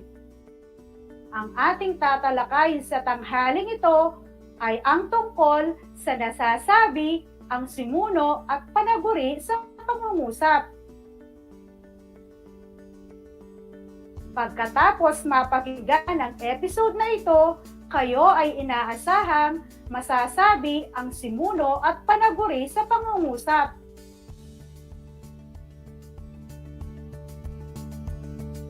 Bago tayo dumako sa ating bagong aralin, magbalik-aral muna tayo. Mga bata, naaalala pa ba ninyo ang ating nakaraang aralin? Mahusay! Ang ating nakaraang aralin ay tungkol sa pangungusap. Natatandaan nyo pa ba kung ano ang pangungusap? Magaling! Ang pangungusap ay salita o lipon ng mga salita na may paksa at panaguri at nagsasaad ng malinaw na diwa. Ito rin ay nagsisimula sa malaking letra at nagtatapos sa tamang bantas. Ang di pangungusap naman ay mga salitang hindi buo ang mensahe. Ito ay hindi rin nagsisimula sa malaking titik at walang bantas sa hulihan. Tukuyin nga natin itong maikling gawain kung natatandaan nyo pa kung ano ang pangungusap. Isulat o i-type nyo lamang sa ating Facebook live chat box kung ang mga sumusunod ay pangungusap P o di pangungusap DP. Handa na ba kayo? Babasahin ko ng 2 beses ang mga katanungan. Simulan na natin. Una, maagang umalis si nanay para mamalengke.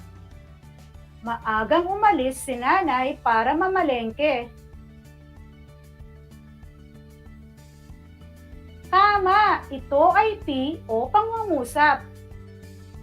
Pangalawa, nagdilig ng halaman. Nagdilig ng halaman. Magaling! Ito ay DP o di pangungusap. Pangatlo, ang mga Pilipino ay kilala sa pagiging masiyahin sa buhay. Ang mga Pilipino ay kilala sa pagiging masiyahin sa buhay. Tama! Ito ay P o pangungusap. Pang-apat, masayang dumalo si Ana sa kaarawan ng kanyang kaibigan. Masayang dumalo si Ana sa kaarawan ng kanyang kaibigan. Tumpak! Ito ay P o pangungusap. Panglima, maging masinop. Maging masinop.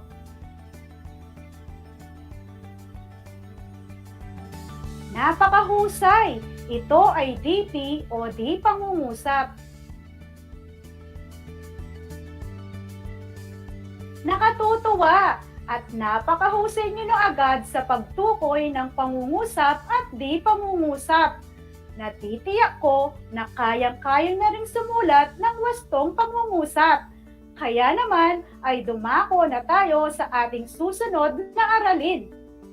Ngayon ay ating tatalakayin ang simuno at panaguri sa pangungusap.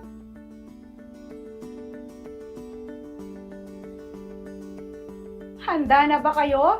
Ang dalawang bahagi ng pangungusap ay ang simuno at panaguri.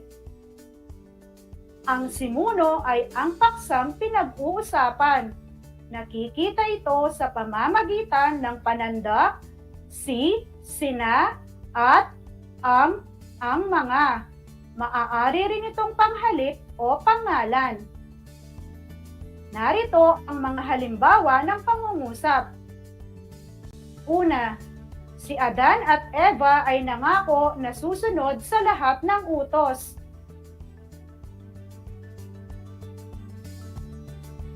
Ang simuno sa pangungusap ay ang nakasalungguhit na si Adan at Eva dahil ito ay ang paksang pinag-uusapan. Pangalawa, ang halamanan ng Eden ay napapaligiran ng iba't ibang uri ng halaman.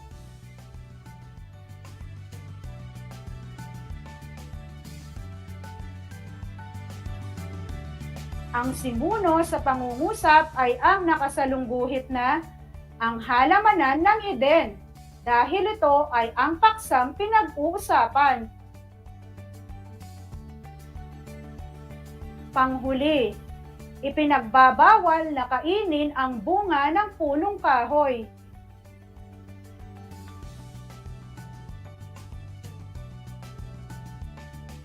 Ang simuno sa pangungusap ay ang nakasalungguhit na ang bunga ng punong kahoy dahil ito ay ang paksang pinag-uusapan.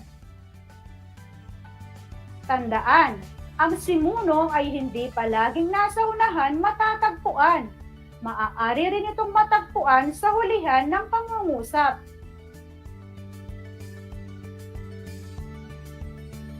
Para naman sa ikalawang bahagi ng pangungusap, ito ay ang panaguri. Ang panaguri ay ang bahaging tumutukoy o aplala sa simuno. Uusapan. Agit busunod sa suno at matatagpuan sa hulihan ng pangungusap, ito ng panandang ay. Ito ang halimbawa ng pangungusap. Una, si Adan at Eva ay nangako na susunod sa lahat ng utos. Si Adan at Eva ay nangako na susunod sa lahat ng utos. Ang panaguri sa pangungusap ay ang nakasalungguhit na ay nangako na susunod sa lahat ng utos. Ay ang panaguri sa pangungusap dahil ito ang bahaging tumutukoy sa simuno. Pangalawa, ang halamanan ng Eden ay napapaligiran ng iba't ibang uri ng halaman. Ang halamanan ng Eden ay napapaligiran ng iba't ibang uri ng halaman.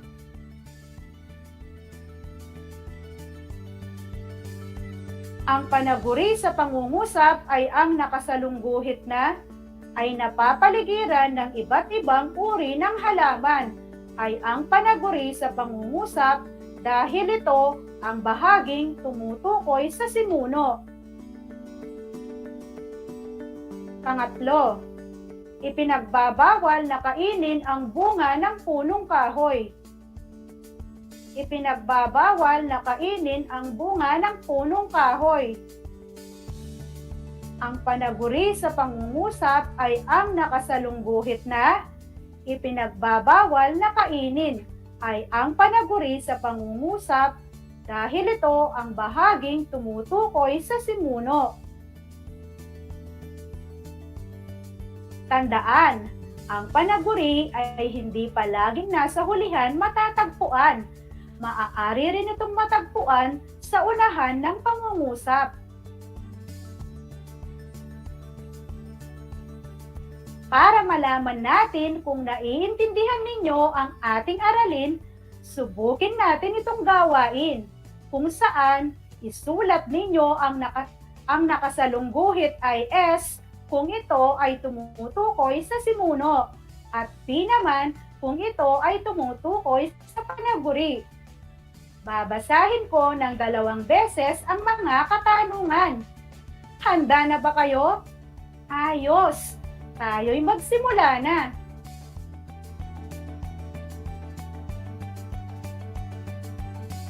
Una, ang mga guro ay abala sa paghanda sa nalalapit na pasukan. Ang mga guro ay abala sa paghahanda sa nalalapit na pasukan.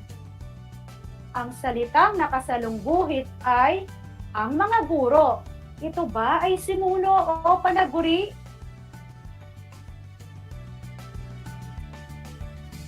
Tama! Ito ay S o simuno dahil ito ang paksang pinag-uusapan.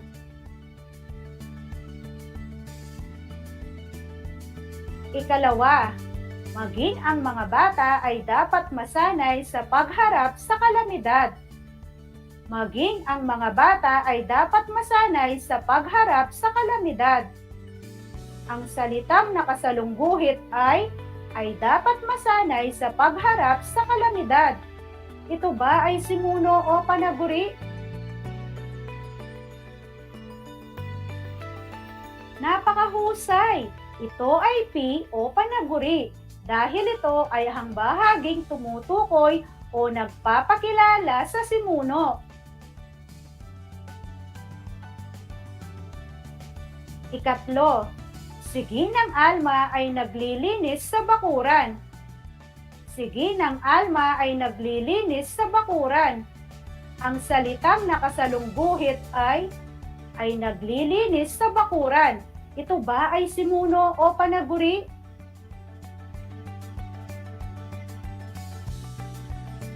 Magaling!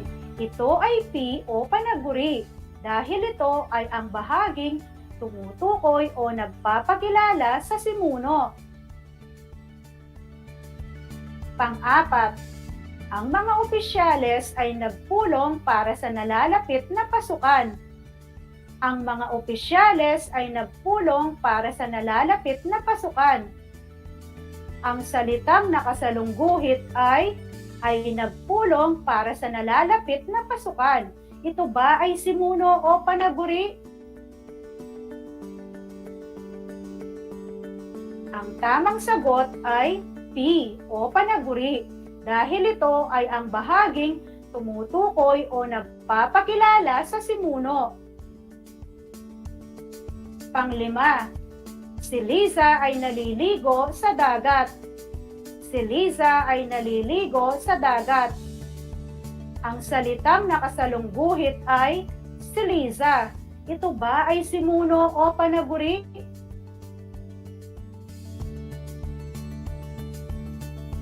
Magaling! Ito ay S o simuno dahil ito ang paksang pinag-uusapan.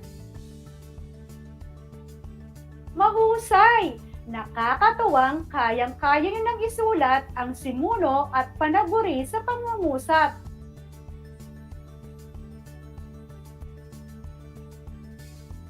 Sumubok ulit tayo ng isa pang gawain kung saan sasalungguhitan ang simuno at ikahon ang panaguri sa mga sumusunod na pangungusap.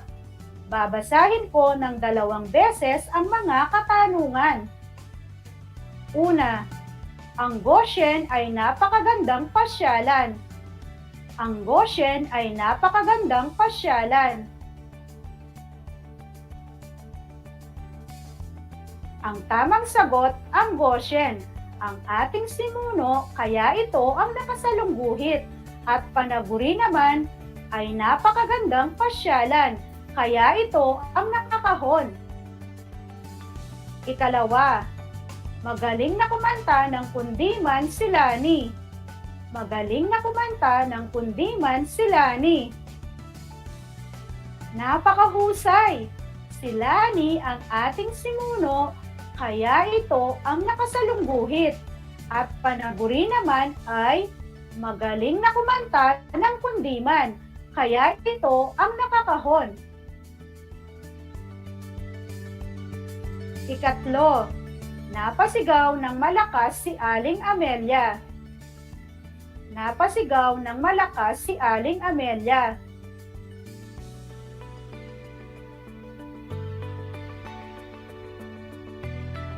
Magaling!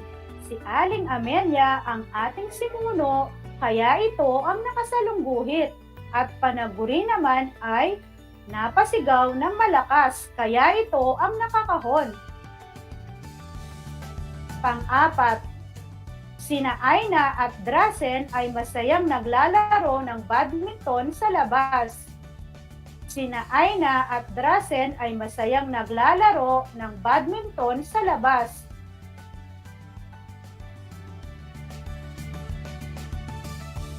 Ang tamang sagot ay sina Aina at Drasen, ang ating sinuno, kaya ito ang nakasalungguhit.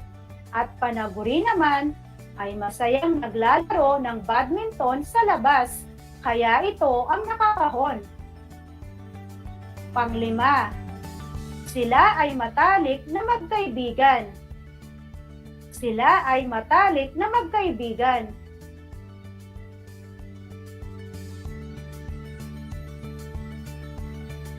Magaling! Sila ang ating sinuno, kaya ito ang nakasalungguhit. At Panaguri naman ay ang matalik na magkaibigan, kaya ito ang nakakahon.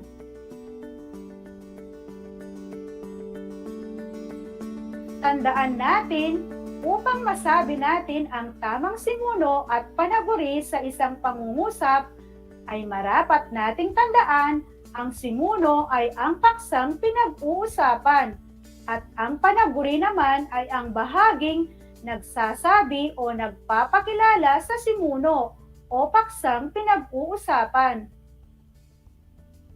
Nauunawaan niyo na ba ang ating aralin ngayong araw? Mahusay! Ngayon naman ay magkakaroon kayo ng isang maikling pagsusulit upang malaman natin kung talagang lubos ninyong naiintindihan ang ating aralin. Ihanda ang sagutang papel at ang inyong panulat. Heto ang ating panuto. Punan ng angkop na sinuno ang mga sumusunod na panaguri upang makabuo ng pangungusap. Bibigyan ko kayo ng 5 segundo upang sagutin ang bawat katanungan. Pipiliin ang tamang sinuno sa loob ng kahon. Babasahin ko ng 2 beses ang mga katanungan. Una, ang blank ay puno ng mga halaman. Ang blank ay puno ng mga halaman.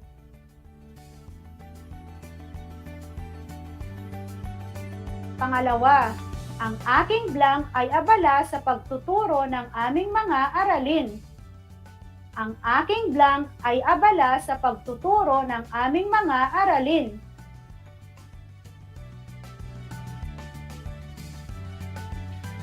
Pangatlo, maamo ang alaga kong blank.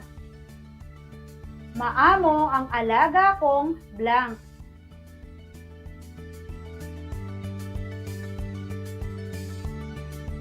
Pang-apat, isa sa mga pinakahihintay na pagdiriwang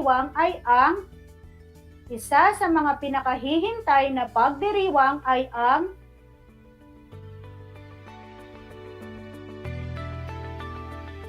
Panglima, ang blank ay lalawigan na matatagpuan sa gitnang Luzon. Ang blank ay lalawigan na matatagpuan sa gitnang Luzon.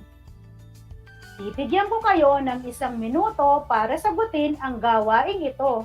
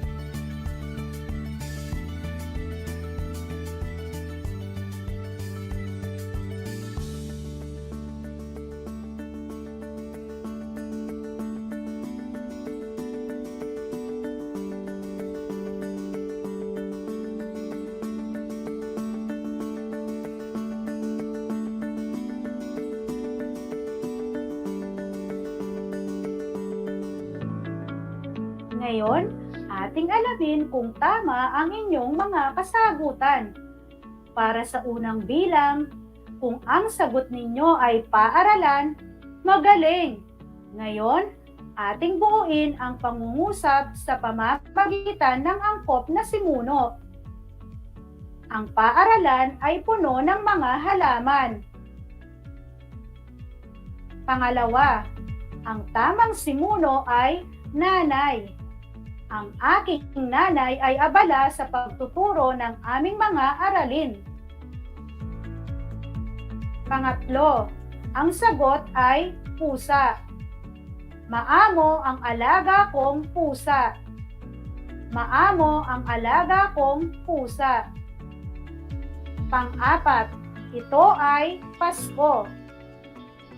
Isa sa mga pinakahihintay na pagdiriwang ay ang Pasko. Isa sa mga pinakahihintay na pagdiriwang ay ang Pasko.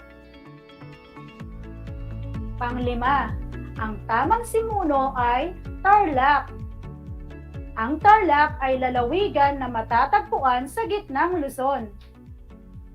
Ang Tarlac ay lalawigan na matatagpuan sa gitnang Luzon. Tama ba ang inyong mga kasagutan? Magaling! Ito ay nagpapatunay lamang na kayo ay nakinig ng mabuti sa ating aralin.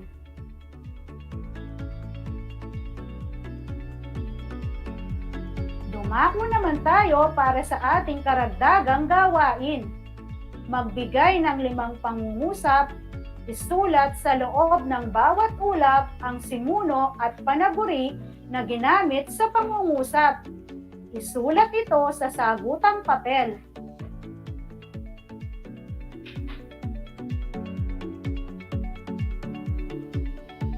Mayroon pa ba kayong ibang katanungan? Kung wala na kayong katanungan, binabati ko kayong lahat mga bata dahil sa ipinakita ninyong galing sa ating aralin ngayong araw. At sa mga magulang na patuloy na sumusubaybay sa kanilang mga anak, marami pong salamat. Isa na namang aralin ang natapos sa tanghaling ito sa Filipino ng ika-5 baitang. Naway maisapuso't maisabuhay ninyo ang mga kaalaman at kasanayang inyong natutunan sa araw na ito. Bago ako magpaalam, nais kong magpasalamat kay Ginang Rosalinda C. Bartolome, ang aming masipag at mabait na PSDS ng Bamban West District, sa aming maunawain at mapagmahal na punong guro, Ginang Baby Lee sa ETNACPIL, at sa aking mga kapwa guro na tumulong at umantabay sa akin sa gawaing ito, maraming salamat po. Sa ngalan ng Project Shine, Aral TarlakHenyo, Radyo Filipino Tarlac, sa DCTC 828, hatid ng DEPED Tarlac Province, ako ang inyong teacher broadcaster, Ginang Pamela S. Marstela, na nag-iiwan ng mga katagang huwag magsawang linangin ang mga kaisipang sa Pilipino natin matututunan. Muli, maraming salamat po, sa Diyos ang lahat ng papuri.